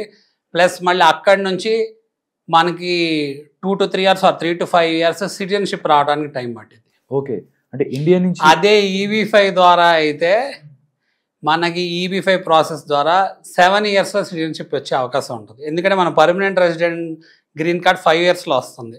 మనం కండిషనల్ గ్రీన్ కార్డ్ రాగానే మనం సిటిజన్షిప్కి అప్లై చేసుకోవచ్చు EB5 ప్రాసెస్లో. బట్ ఏంటంటే ఓన్లీ మనకి పర్మనెంట్ రెసిడెంట్ గ్రీన్ కార్డ్ వచ్చాక సిటిజన్షిప్ వస్తుంది జరిగింది. అంటే మనకి స్పాన్ ఆఫ్ 7 yearsలో మనం సిటిజన్ అయ్యే అవకాశం ఉంటుంది EB5 ప్రాసెస్ ద్వారా. అలా సిటిజన్షిప్ వచ్చాక మనం మన బ్లడ్ రిలేటివ్స్ ఆర్ పేరెంట్స్కి మనం గ్రీన్ కార్డ్ స్పాన్సర్ చేసే అవకాశం. ఓకే, ఇండియా నుంచి EB5 వీసా కోసం అప్లై చేసుకునే అవకాశం ఉందా అంటే ఏం చెప్తారు? చేసుకోవచ్చు అండి. సో ఇండియా నుంచి చేసుకోవచ్చు, యూఎస్ నుంచి అయినా చేసుకోవచ్చు. సో యూఎస్కి ఇండియాకి ఏంటంటే కొంచెం డిఫరెన్స్ ఏముంటుంది అంటే యూఎస్ నుంచి చేసుకునే వాళ్ళకి ఇమ్మీడియట్గా అక్కడ వర్క్ ఆథరైజేషన్స్ కావాలి కాబట్టి ముందు వాళ్ళకి వర్క్ ఆథరైజేషన్ సిస్టమ్ జరిగిద్ది. అదే మనం out side of the US నుంచి ఇండియా నుంచి చేసుకుంటే మనకి ఫస్ట్ ఏంటంటే మన అప్లికేషన్ అప్రూవ్ అయినాక మన కంట్రీకి ఎంటర్ అవడానికి ఎలిజిబిలిటీ వస్తుంది. అలానే కండిషనల్ గ్రీన్ కార్డ్ మీద ఎంటర్ అయ్యి అక్కడ వర్క్ చేసుకుంటాం అనమాట. దాంతోపాటు మనం చూసుకున్నట్టయితే what type of projects are involved in EB-5 visa? So EB-5 వీసాలో ఇందాక చెప్పుకున్నట్టు చాలా ప్రాజెక్ట్స్ ఉంటాయండి. వైడ్ రేంజ్ ఆఫ్ ప్రాజెక్ట్స్ ఉంటాయి. అన్నీ లైక్ ఏంటంటే కమర్షియల్ బిజినెస్ ప్రాజెక్ట్స్ అనమాట, real estate projects, housing projects అవనండి, హోటల్స్ అవనండి, రిసార్ట్స్ అవనండి, రియల్ ఎస్టేట్ ప్రాజెక్ట్స్ అవనండి, anything related to commercial enterprise, business generation projects అనమాట. సో రియల్ ఎస్టేట్ అనేది మనకి అర్థం కావడానికి మనం రిలేట్ అవ్వాలి అంటే రియల్ ఎస్టేట్ ప్రాజెక్ట్స్ ఉంటాయి. రియల్ ఎస్టేట్ ప్రాజెక్ట్స్లో మనకు తెలుసు కదా, హౌసింగ్ ఉండొచ్చు, డిఫరెంట్ కేటగిరీస్ ఉంటాయి. ఎటువంటి type of real estate project అనేది, ఇప్పుడు ల్యాండ్ అనుకోండి, ఫామ్ ల్యాండ్స్ అనుకోండి, లేకపోతే ఒక్కోసారి వైన్ యార్డ్స్ ఉంటాయి, రిసార్ట్స్ ఉంటాయి, అలా లేకపోతే వీకెండ్ హోమ్స్ ఉండొచ్చు. అక్కడ ప్రాజెక్ట్ యొక్క డైనమిక్స్ బట్టి, క్యారెక్టరిస్టిక్స్ బట్టి బేస్ అయి ఉంటుంది. ఓకే, ఏదైతే EB-5 వీసా కోసం మనం ఏదైతే ఇన్వెస్ట్ చేస్తామో మనీ బ్యాక్ రావడానికి ఎంత టైం పడుతుంది? సో అది ప్రాజెక్ట్ టు ప్రాజెక్ట్ వేరీ అయిద్దండి. ప్రాజెక్ట్ కంప్లీషన్ బేస్ చేసుకొని ఉంటుంది. యూజువల్గా ఏంటంటే USCIS కొంత టైం ప్రిస్క్రైబ్ చేస్తుంది. ఇంతకుముందు ఆ EB-5 లోన్ ఏదైతే ఉందో అది ఏంటంటే 5 to 7 years అలా ఉండేది. ఇప్పుడు 3 to 5 yearsలో తిరిగి ఇవ్వమని చెప్తుంది. ప్రాజెక్ట్ ఏమైంది అంటే మన కండిషనల్ గ్రీన్ కార్డే 2 years టైం పీరియడ్ ఉంటుందండి. సో ఇన్వెస్టింగ్ ఒక 1 year తీసుకున్న మినిమం ఏంటంటే 3 years మినిమం ప్రాజెక్ట్ ఏ ప్రాజెక్ట్లో అయినా ఉండాలి. అంతకంటే తక్కువ ఉంటుంది అంటే సంథింగ్ ఫిషీ అని మనం అర్థం కావాలి. సో ఏంటంటే మనకి జాగ్రత్తగా అర్థం కావాల్సింది ఏంటంటే for the best of our knowledge 3 to 5 yearsలో రీజనబుల్గా మన డబ్బులు ఏవైతే మనం ఇన్వెస్ట్ చేసామో వెనక్కి వస్తాం జరిగిద్దండి. If it is something less than that మనం జాగ్రత్త స్క్రూటినీ చేసుకొని అక్కడ ఏంటి లీగల్ ఆథరైజేషన్స్ ఏంటి అనేది మనం చూసుకోవాలి. ఆల్రెడీ కంప్లీటెడ్ ప్రాజెక్టా, లేకపోతే the legal duration of the project ఎప్పటి నుంచో ల్యాప్స్ అయ్యి ఉండి ఇప్పుడు మళ్ళీ జరుగుతుందా అనేది చూసుకోవాలి. ఓకే, దాంతోపాటు what are the returns in the EB-5 visa అంటే ఏం చెప్తారు? So returns in EB-5 visa is like the green card and the money we have invested. Money మనం ఇన్వెస్ట్ చేస్తాం కదా, అది వెనక్కి రావటమే మనకి రిటర్న్స్. నెక్స్ట్ గ్రీన్ కార్డ్ రావడం కూడా రిటర్నే. అలానే నామినల్ రేట్ ఆఫ్ ఇంట్రెస్ట్ ఇస్తారు, వెరీ లైక్ ఏంటంటే మైన్యూట్ రేట్ ఆఫ్ ఇంట్రెస్ట్. అంతకనే మనకి ఎక్కువ ఇస్తున్నారు అంటే మన money is like in risk zone అని అర్థం చేసుకోవాలి. ఎందుకంటే బ్యాంకింగ్ ఫైనాన్షియల్ ఇన్స్టిట్యూషన్స్ దగ్గర నుంచి తెచ్చుకోగలరు తక్కువ రేట్ ఆఫ్ ఇంట్రెస్ట్కి. వాళ్ళు ఎక్కువ ఆఫర్ చేస్తున్నారు అనుకోండి, జస్ట్ మిమ్మల్ని టెంప్ట్ చేస్తానికి ఆఫర్ చేస్తున్నారో లేదో మీరు చెక్ చేసుకోవాలి. అలానే మీ ఫండ్ ఎలా క్వాలిఫై అవుతుందో కూడా చెక్ చేసుకోవాలి. సో దాన్ని బేస్ చేసుకొని మనం ఏం ఎక్స్పెక్ట్ చేయాలి, ఏం ఎక్స్పెక్ట్ చేయకూడదు అనేది ఇంపార్టెంట్. ఆదిత్య గారు, నార్మల్గా ఏదైనా బిజినెస్ చేసినా కానీ లేకపోతే ఏదన్నా కానీ రిస్క్ ఇన్వాల్వ్ అయి ఉంటుంది ప్రతి చోట. EB-5 వీసాకి సంబంధించి ఈ ప్రాసెస్లో కానీ వీటిలో కానీ ఎలాంటి రిస్క్ ఉంది అంటే ఏం చెప్తారు మీరు? EB-5 ప్రాసెస్లో కూడా డెఫినెట్గా రిస్క్ ఉందండి. రిస్క్ ఎప్పుడు ఉంది అంటే ఇప్పుడు మన స్టూడెంట్ వీసా మీద మనం స్టూడెంట్స్ వెళ్తారు కదా, వెళ్ళేటప్పుడు జస్ట్ అమెరికా వెళ్ళాలి అని వెళ్తే ఏ యూనివర్సిటీస్కి వెళ్తున్నాం, ఎందుకు వెళ్తున్నాము, ఏంటి క్లారిటీ లేకుండా ఎలా అయితే వెళ్తారో, ఊరికే అక్కడికి వెళ్ళిపోయి డాలర్ సంపాదించేసుకోవచ్చు, సెటిల్ అయిపోవచ్చు అని అలా గుడ్డిగా ఎలా అయితే వెళ్తారో, అలానే EB-5 వీసాలో కూడా మనకి ఎవరైతే ఆప్ట్ చేస్తున్నారో గుడ్డిగా వెళ్ళకూడదు. ముందు అసలు EB-5 వీసా అంటే ఏంటో స్టడీ చేసుకోవాలి.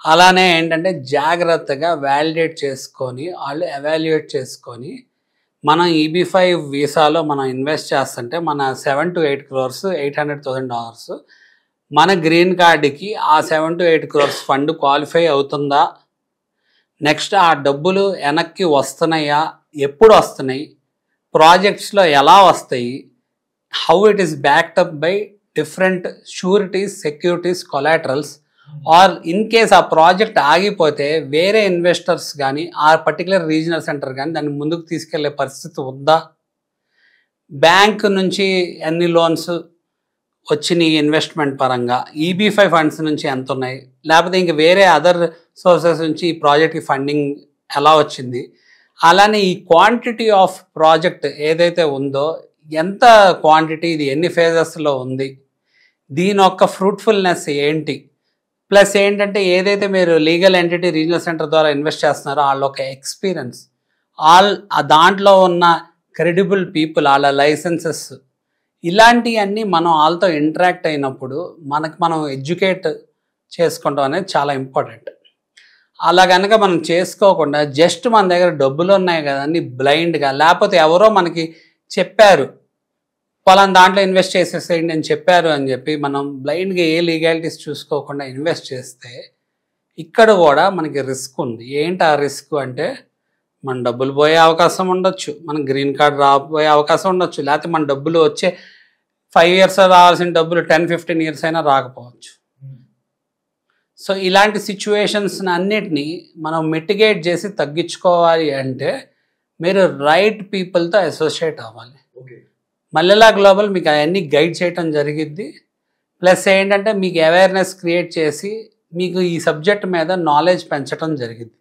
ఎప్పుడైతే మీరు నాలెడ్జ్ పెంచుకున్నారో మీరు తీసుకునే డెసిషన్ అప్రోప్రియేట్గా ఉండే అవకాశం ఎక్కువ ఉంటుంది. దాంతోపాటు what type of people involved in EB-5 visa process? So EB-5 ప్రాసెస్లో డిఫరెంట్ ఎంటిటీస్ ఇన్వాల్వ్ అయి ఉంటారండి. యూజువల్గా ఏంటి అంటే మనకి అటార్నీస్ ఇన్వాల్వ్మెంట్ ఉంటుంది, రీజనల్ సెంటర్స్ ఇన్వాల్వ్మెంట్ ఉంటుంది.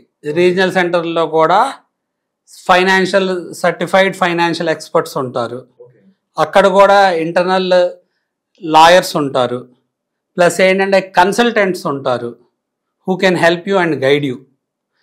ఇలా డిఫరెంట్ సెట్ ఆఫ్ పీపుల్ ఉంటారు. ప్లస్ ఏంటంటే డెవలపర్స్ ఉండొచ్చు, లేకపోతే పర్టికులర్ రియల్ ఎస్టేట్ ప్రాజెక్ట్లో ఓనర్స్ ఉండొచ్చు, అలానే మనకి బ్యాంకింగ్ ఇన్స్టిట్యూషన్స్ ఇన్వాల్వ్ అయి ఉండొచ్చు, లేకపోతే ప్రైవేట్ లెండర్స్ కానీ పెద్ద డెవలపర్స్ లేకపోతే పెద్ద పెద్ద ఇన్వెస్టర్స్ కూడా ఇన్వాల్వ్ అయి ఉండొచ్చు. సో ఇలా డిఫరెంట్ ఎంటిటీస్ ప్రాజెక్ట్ బేస్ చేసుకొని ఉండటం జరిగింది. సో దాన్ని బేస్ చేసుకొని క్రెడిబిలిటీ అనేది ఆ రీజనల్ సెంటర్ క్రెడిబిలిటీ అనేది వేరీ అయింది. అంటే EB-5 వీసాలో గ్రీన్ కార్డ్ అనేది ఎంత ఇంపార్టెన్స్ ఉంటుంది, ప్రాధాన్యత ఏంటి దానికి అంటే? ఫస్ట్ ఇంపార్టెన్స్ గ్రీన్ కార్డ్ అండి. సో మనకి ఏంటంటే EB-5 వీసాకి మనం అప్లై చేసేదే గ్రీన్ కార్డ్ కోసం. ఓకే. ఎవరైతే US వెళ్దాం అనుకుంటున్నారో వాళ్ళ ఫైనల్ గోల్, వాళ్ళ ఫైనల్ డెస్టినేషన్ డెఫినెట్గా వాళ్ళకి గ్రీన్ కార్డు కావాలి, పర్మనెంట్ రెసిడెంట్గా ఉండాలి, ఎప్పటికైనా మేము గ్రీన్ కార్డ్ వచ్చి అక్కడ సెటిల్ అవ్వాలి అనుకుంటారు. ఓకే. సో వాళ్ళకి గ్రీన్ కార్డ్ రావాలి అంటే ఇప్పుడున్న సిచ్యువేషన్లో 100 years పైన పడుతుంది. బట్ ఇదే EB-5 ద్వారా ఏంటంటే నెక్స్ట్ 5 yearsలో మనకి పర్మనెంట్ రెసిడెంట్ గ్రీన్ కార్డ్ వస్తుంది, 1.5 yearలో కండిషనల్ గ్రీన్ కార్డ్ వస్తుంది, 6 to 8 monthsలో వర్క్ ఆథరైజేషన్స్ వస్తుంది. సో అందుకని EB-5 ద్వారా మనం ఆప్ట్ చేసుకుంటుంది ఏంటి అంటే to live in US irrespective of what your status is. అంటే యూజువల్గా ఏంటంటే ఒక ఎంప్లాయర్ మనకు స్పాన్సర్ చేసి వర్క్ పర్మిట్ ఉంటేనే మనం వర్క్ చేసుకోగలం. మన ఫ్యామిలీ మొత్తం అందరూ ఈ EB-5 వీసా ద్వారా అందరూ క్వాలిఫై అయిపోతారు ఒక 7 to 8 crores. ఆ డబ్బులు కూడా మన వెనక్కి వస్తున్నాయి. గ్రీన్ కార్డ్కి ఇట్స్ ఎ పాత్ వే అనమాట to get the green card in fastest వే. అంటే మనం ఇండియన్స్ ఇక్కడ ఉన్నాం, అమెరికన్ లైఫ్ స్టైల్ ఎలా ఉంటుంది ఏంటి అనేది కూడా చాలా క్యూరియాసిటీ ఉంటుంది మన వాళ్ళకి. అక్కడ లైఫ్ స్టైల్ ఎలా ఉంటుంది అంటే ఏం చెప్తారు? అక్కడ అమెరికాలో ఎలా ఉంటుందంటే లైఫ్ స్టైల్ మోస్ట్ సిస్టమేటిక్గా ఉంటుందండి, స్టాండర్డ్గా ఉంటుంది. సో కొంతమంది ఏంటి అంటే దానికే ఇష్టపడతారు, ఎందుకంటే అది సిస్టమేటిక్గా స్ట్రీమ్ లైన్గా ఉంది అనుకోండి, వాళ్ళకి ఏంటి they feel it has very comfortable అనమాట. ప్లస్ ఏంటంటే we're expose to more number of opportunities, we'll get global exposure as we'll be interacting with people from global all across the world కాబట్టి. అలానే మనకి ఏంటంటే టాప్ డెస్టినేషన్ ఉన్న ఏవైతే companies ఉన్నాయో ఆ కంపెనీస్ అన్నీ మనం అక్కడ ఫైండ్ అవుట్ చేసే అవకాశం ఉంటుంది. సో వాటిల్లో మనం ఇన్వాల్వ్ అవ్వాలన్నా మనకి అక్కడ పాత్ ఉంటుంది, ఆ పాత్ని మనం యూటిలైజ్ చేసుకోవచ్చు. మన ఫైనాన్షియల్ కెపాసిటీని కానీ ఎర్నింగ్ కెపాసిటీని కానీ మనం పెంచుకోవటానికి ఎక్కువ స్కోప్ ఉంటుంది. బికాజ్ యుఎస్ని ల్యాండ్ ఆఫ్ ఆపర్చునిటీస్గా డిస్క్రైబ్ చేస్తాం జరిగింది. అలానే ల్యాండ్ ఆఫ్ ఇమిగ్రెంట్స్, అంటే ఎక్కువ మంది మైగ్రేట్ అవుతారు కదా డిఫరెంట్ కంట్రీస్ నుంచి, అక్కడ డిఫరెంట్ అట్మాస్ఫియర్ డైవర్సిటీ ఉంటుంది. సో అందుకే ఏంటంటే అంత డైవర్సిటీ ఉన్నా కూడా అక్కడ స్టిల్ ల్యాండ్ ఆఫ్ ఆపర్చునిటీగా స్టాండర్డ్ ఎకానమీ ఉన్న కంట్రీగా గుర్తించబడింది. ఓకే. మిగతా దేశాలన్నిటితో కూడా పోల్చుకుంటే అమెరికా ల్యాండ్స్ ఆఫ్ ఆపర్చునిటీస్ అని చెప్తున్నారు, దాంతోపాటు అక్కడ జీవన విధానం కానీ డైవర్సిటీ ఉందని చెప్తున్నారు. అంతలాగా అంటే అంత అవకాశాలు రావడానికి కారణం ఏమై ఉంటుంది అని అడిగితే ఏం చెప్తారు మీరు? సో వరల్డ్లో ఉన్న టాప్ మోస్ట్ కంపెనీస్ అన్నీ యుఎస్లో ఉన్నాయండి, technology related. And more over ఏంటి అంటే ఇప్పుడు మన ఇండియా చైనా నుంచి బీభత్సమైన మైగ్రేషన్ రేట్ టాప్లో మన చైనా ఇండియానే ఉంటాం యూఎస్లో. అవును. ఎక్కువ ఏంటి అంటే China, India, Mexico, Vietnam, Taiwan ఇలా different parts of the world నుంచి పీపుల్ ఉంటారు. సో ఎప్పుడైతే టెక్నాలజీకి ఎక్కువ ఎక్స్పోజ్ అవుతున్నారో అక్కడ ఎక్కువ స్కోప్, మన వాళ్ళందరూ కూడా వెళ్ళి ఎప్పటి నుంచో సెటిల్ అయ్యారు, చాలా ఏళ్ళ నుంచి అక్కడ సెటిల్ అయ్యి డిఫరెంట్ జనరేషన్ ఆఫ్ పీపుల్ అక్కడ ఉన్నారు. సాఫ్ట్వేర్ ఫీల్డ్స్లో కూడా పాతుకుపోయిన వాళ్ళు ఉన్నారు. ఒట్టి సాఫ్ట్వేరే కాదు, ఇప్పుడు మనం యుఎస్ ఎలక్షన్ అయితే చూసుకున్నాం అనుకోండి, both the parties are again backed up by people from Indian origin. Even ఏంటంటే కంటెస్టెంట్ క్యాండిడేట్ కమలా హ్యారిస్ కూడా ఇండియన్ మిక్స్డ్ ఆరిజిన్ అయినా ఇండియన్ ఆరిజినే కదా, నేటివ్ ఆఫ్ ఇండియన్ ఆరిజిన్. అవును. సో అలా ఏంటంటే పబ్లిసిటీకి అయినా, పొలిటికల్ ఆస్పెక్ట్స్కి అయినా, లేకపోతే జ్యుడిషియరీలో అయినా, లేకపోతే అటార్నీ ఫీల్డ్లో అవనండి, సాఫ్ట్వేర్ ఫీల్డ్లో అవనండి, లేకపోతే ఇంకా టెక్నాలజీ ఫీల్డ్లో అవనండి, లేకపోతే ఎలక్ట్రానిక్స్ అండ్ చిప్ డెవలప్మెంట్ ఫీల్డ్లో అవనండి, ఇలా అన్ని చోట్ల మనకి ఇండియన్స్ ఎక్కువ మంది వెళ్ళి సెటిల్ అయిన వాళ్ళు ఉన్నారు. బట్ ఏంటంటే ఎక్కువ సాఫ్ట్వేర్ బేస్ చేసుకొని వెళ్ళి అక్కడ ఇన్వాల్వ్ అయ్యి సెటిల్ అయ్యి ఏంటంటే, లేకపోతే కన్సల్టెంట్స్ మీద డిపెండ్ అయ్యి కొంచెం వీసా ఇష్యూస్ ఉన్నాయి కాబట్టి సాఫ్ట్వేర్ ఎంప్లాయ్మెంట్ కన్సల్టెంట్ మీద బేస్ చేసుకొని జగ్గులు అవుతా వాళ్ళు సెటిల్ అయిన వాళ్ళు ఎక్కువ మంది ఉన్నారు. అంటే EB-5 వీసా ఉన్నట్టయితే పేరెంట్స్ని తీసుకెళ్ళొచ్చా అని చెప్పి కూడా చాలా మంది డౌట్స్ ఉన్నాయి. ఏం చెప్తారు మీరు? మంచి క్వశ్చన్ అండి. సో పేరెంట్స్ అంటే ఎలా ఉంటుంది అంటే, ఎవరైతే అప్లికెంట్ ఉన్నారో అప్లికెంట్ ఆబ్వియస్లీ ఏంటంటే పెద్దవాళ్ళు అయి ఉంటారు కదా, సో అడల్ట్ అయి ఉంటారు కదా. సో అంటే ఏంటంటే వైఫ్, హస్బెండ్, చిల్డ్రన్, వాళ్ళ ఒక చిల్డ్రన్ ఎవరైతే 21 years బిలో అన్మ్యారీడ్ క్వాలిఫై అవుతారండి. ఒక అప్లికేషన్ ఒక $800,000 అంటే 7 to 8 crores. పేరెంట్స్ అంటే వాళ్ళు సపరేట్ యూనిట్ కిందకు వచ్చేస్తారు. అలానే ఇప్పుడు ఈ ఒక ఫ్యామిలీ అన్నా కదా, ఫ్యామిలీ యూనిట్లో కూడా ఎవరన్నా కిడ్స్ 21 years బిలో అబోవ్ ఉంటే వాళ్ళు మళ్ళీ సపరేట్ యూనిట్ కిందకు వచ్చేస్తారు. సో యూజువల్గా ఏమైందంటే, ఒక ఫ్యామిలీ మొత్తం క్వాలిఫై అవుతున్నారు అనుకోండి, ఒక $800,000 అంటే 7 to 8 crores ఒక అప్లికేషన్ కింద, వాళ్ళు ఈ EB-5 ప్రాసెస్ ద్వారా నెక్స్ట్ 7 years సిటిజన్ అవుతారు కాబట్టి వాళ్ళ పేరెంట్స్కి స్పాన్సర్ చేయడం జరిగింది.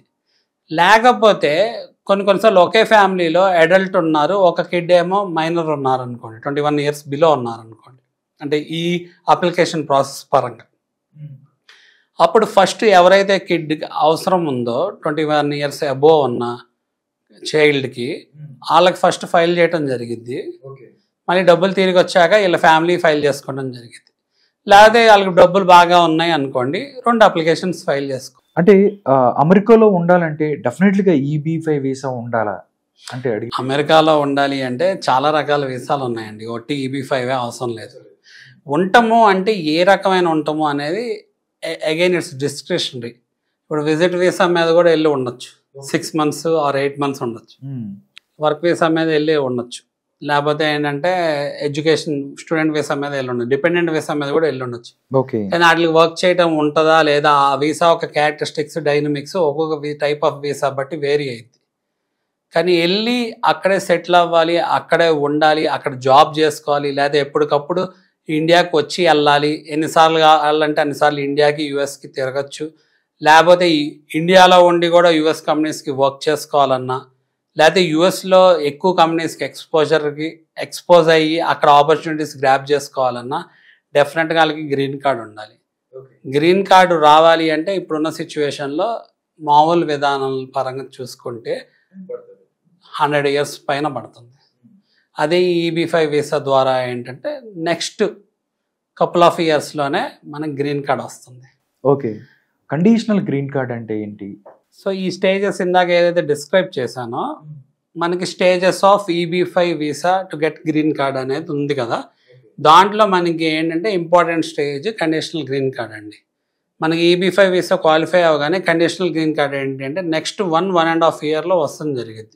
ఓకే, సో 1.5 yearలో కండిషనల్ గ్రీన్ కార్డ్ వస్తుంది. ఆ కండిషన్ గ్రీన్ కార్డ్లో ఏంటంటే మనం పెట్టిన డబ్బులు ఏవైతే ఉన్నాయో foreign investment fund 7 to 8 crores, దానివల్ల ఎకానమీ ఎంప్లాయ్మెంట్ జనరేట్ అయ్యి అక్కడ ఇన్ఫ్రాస్ట్రక్చర్ డెవలప్మెంట్ జరుగుతుందని బేస్ చేసుకొని ఆ కండిషనల్ గ్రీన్ కార్డ్లో కండిషన్స్ రివోక్ అవటం వల్ల మనకి పర్మనెంట్ గ్రీన్ కార్డ్ అనేది నెక్స్ట్ 5 years లో పర్మనెంట్ రెసిడెంట్ గ్రీన్ కార్డ్ వస్తుంది. పర్మనెంట్ గ్రీన్ కార్డ్ ఎప్పుడు వచ్చే అవకాశం ఉంది అంటే ఏం చెప్తారు? పర్మనెంట్ రెసిడెంట్ గ్రీన్ కార్డ్ రావాలి అంటే 5 years పట్టిద్దండి. ఎందుకు 4 to 5 years పడుతుంది, అంత టైం ఎందుకు అంటే ఏం చెప్తారు? సో గ్రీన్ కార్డు ఈవెన్ తో మనం EB5 వీసా ద్వారా అప్లై చేసినా ఎలా పడితే అలా గ్రీన్ కార్డ్ ఇచ్చేసేదండి యుఎస్. వాళ్ళకి కూడా సర్టెన్ అమౌంట్ ఆఫ్ స్క్రూటినీ ఉంటుంది, స్టేజెస్ ఉంటుంది. సో అందులో మనం ఇన్వెస్ట్ చేసే ఫండ్ EB5 ద్వారా క్యారెక్టరిస్టిక్ ఏంటంటే ఆ ఫండ్ని ఫారిన్ ఇన్వెస్ట్మెంట్గా గుర్తించడం ఒక్కటే కాదు, ఆ ఫండ్ అక్కడ ఉపయోగపడింది అనేది క్లాసిఫై అవ్వాలి. సో అందుకే ఏంటంటే first 6 to 8 months work authorisations ఇచ్చేస్తున్నారు. 1.5 years కండిషనల్ గ్రీన్ కార్డ్ వస్తుంది. తర్వాత ఏంటంటే మనకు ఓవరాల్గా 5 years permanent resident green card వస్తుంది. ఇది స్టేజెస్ వైజ్గా మనకు వస్తుంది. అంతేకాని ఇమీడియట్గా మనకి ఏంటంటే ఊరికే జస్ట్ ఒక 5 months permanent resident green card వచ్చేది. వాళ్ళు ఒక స్టాండర్డ్ వే ఆఫ్ స్క్రూటినీ కింద దీన్ని పెట్టుకున్నారు, స్టేజెస్ వైజ్గా పెట్టుకున్నారు. ఎప్పుడైతే ఆ ఫుల్ఫిల్మెంట్ జరిగిందో ఫుల్ఫిల్మెంట్ని బేస్ చేసుకొని మనకి అప్రోప్రియేట్ డ్యూరేషన్ బేస్ చేసుకొని పర్మనెంట్ రెసిడెంట్ గ్రీన్ కార్డ్ వస్తుంది. మనకి ఏంటంటే ఏదైతే లా ఉందో immigration act or like reforms and integrity యాక్ట్ని బేస్ చేసుకొని ఈ డ్యూరేషన్, స్టేజెస్ ఇవన్నీ ఉంటాయి. ఒకవేళ మనకి 2022 to 27 ఏదైతే లా ఇప్పుడు ఉందో ఈ లా ప్రకారం ఇలా ఉంటుంది అనమాట. ఒకవేళ అది రేపు లా రివైజ్ అయినాక డబ్బులు పెరగచ్చు, లేకపోతే ప్రాసెస్ ఇంకా ఫాస్ట్ అని అవ్వచ్చు, లేకపోతే ఏదైనా జరగచ్చు, టైట్ కూడా అవ్వచ్చు. ఆదిత్య గారు, మల్లెలా గ్లోబల్ని కాంటాక్ట్ చేయాలంటే ఏం చేయాలి, ఎలా ఏంటి?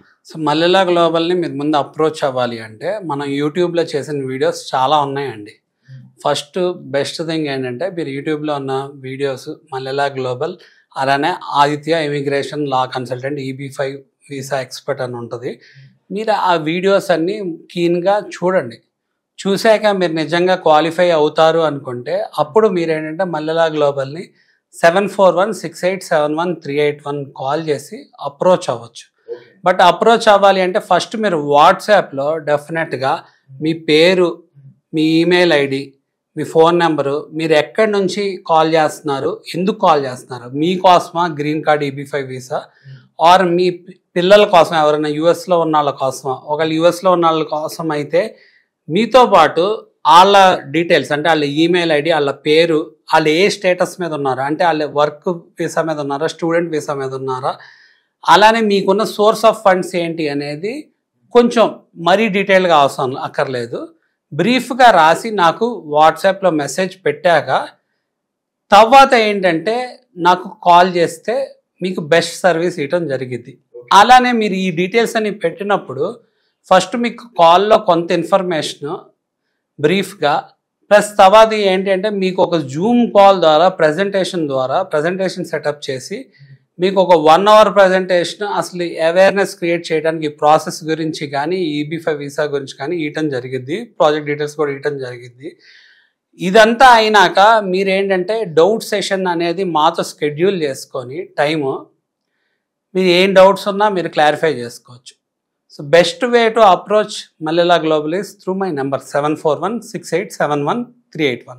ఓకే, చివరిగా మీరు ప్రేక్షకులకి ఏం చెప్తారు? ఎవరైతే EB5 వీసా కోసం, గ్రీన్ కార్డ్ కోసం చూస్తున్న వాళ్ళకి చివరిగా ఆదిత్య ఏం చెప్తారు? మీరు జాగ్రత్తగా ఎవాల్యుయేట్ చేసుకోండి ఎవరైనా వ్యూవర్స్ ఉన్నారు. సో ఏంటి అంటే ఇది ఒక్కటే మార్గం కాదు, చాలా రకాల మార్గాలు ఉంటాయి. కాకపోతే మీరు ఈ మార్గం ద్వారా వెళ్ళాలనుకుంటే మీకున్న ఆపర్చునిటీస్ అసలు ఏంటి అనేది వ్యాలిడేట్ చేసుకుని ఎటువంటి పీపుల్తో మీరు వర్క్ చేయాలనుకుంటున్నారు అనేది మీరు మాకు అప్రోచ్ అయ్యేదాన్ని బట్టి ఉంటుంది. ప్లస్ మీకు గ్రీన్ కార్డ్ రావాలి, పర్మనెంట్ రెసిడెన్సీ రావాలి, యుఎస్లో మీరు సెటిల్ అవ్వాలి అంటే మీకు ఏం మార్గాలు ఉన్నాయి అనేది మీరు జాగ్రత్తగా ఫిల్టర్ చేసుకోండి. మీకు సోర్స్ ఆఫ్ ఫండ్స్ ఉండి మీరు క్వాలిఫై అవుతారు, లిక్విడేట్ చేసుకోగలరు, లేకపోతే లిక్విడేట్ చేసుకోవడానికి గైడెన్స్ హెల్ప్ కావాలి, ఎలా చేసుకోవాలి, మీ సోర్స్ ఆఫ్ ఫండ్ నిజంగా క్వాలిఫై అయిద్దా లేదా తెలుసుకోవాలి అనుకున్నా కూడా మీరు డెఫినెట్గా మమ్మల్ని అప్రోచ్ అవ్వచ్చు. Thank you so much Aditya గారు. EB5 వీసా గురించి, దాంతోపాటు గ్రీన్ కార్డ్ కోసం ఎలా అప్రోచ్ అవ్వాలి, దానికి సంబంధించి దాంట్లో ఉన్నటువంటి లోటుపాట్ల గురించి వీటన్నిటి కూడా చాలా చక్కగా వివరించారు. నమస్కారం. థ్యాంక్ యూ అండి.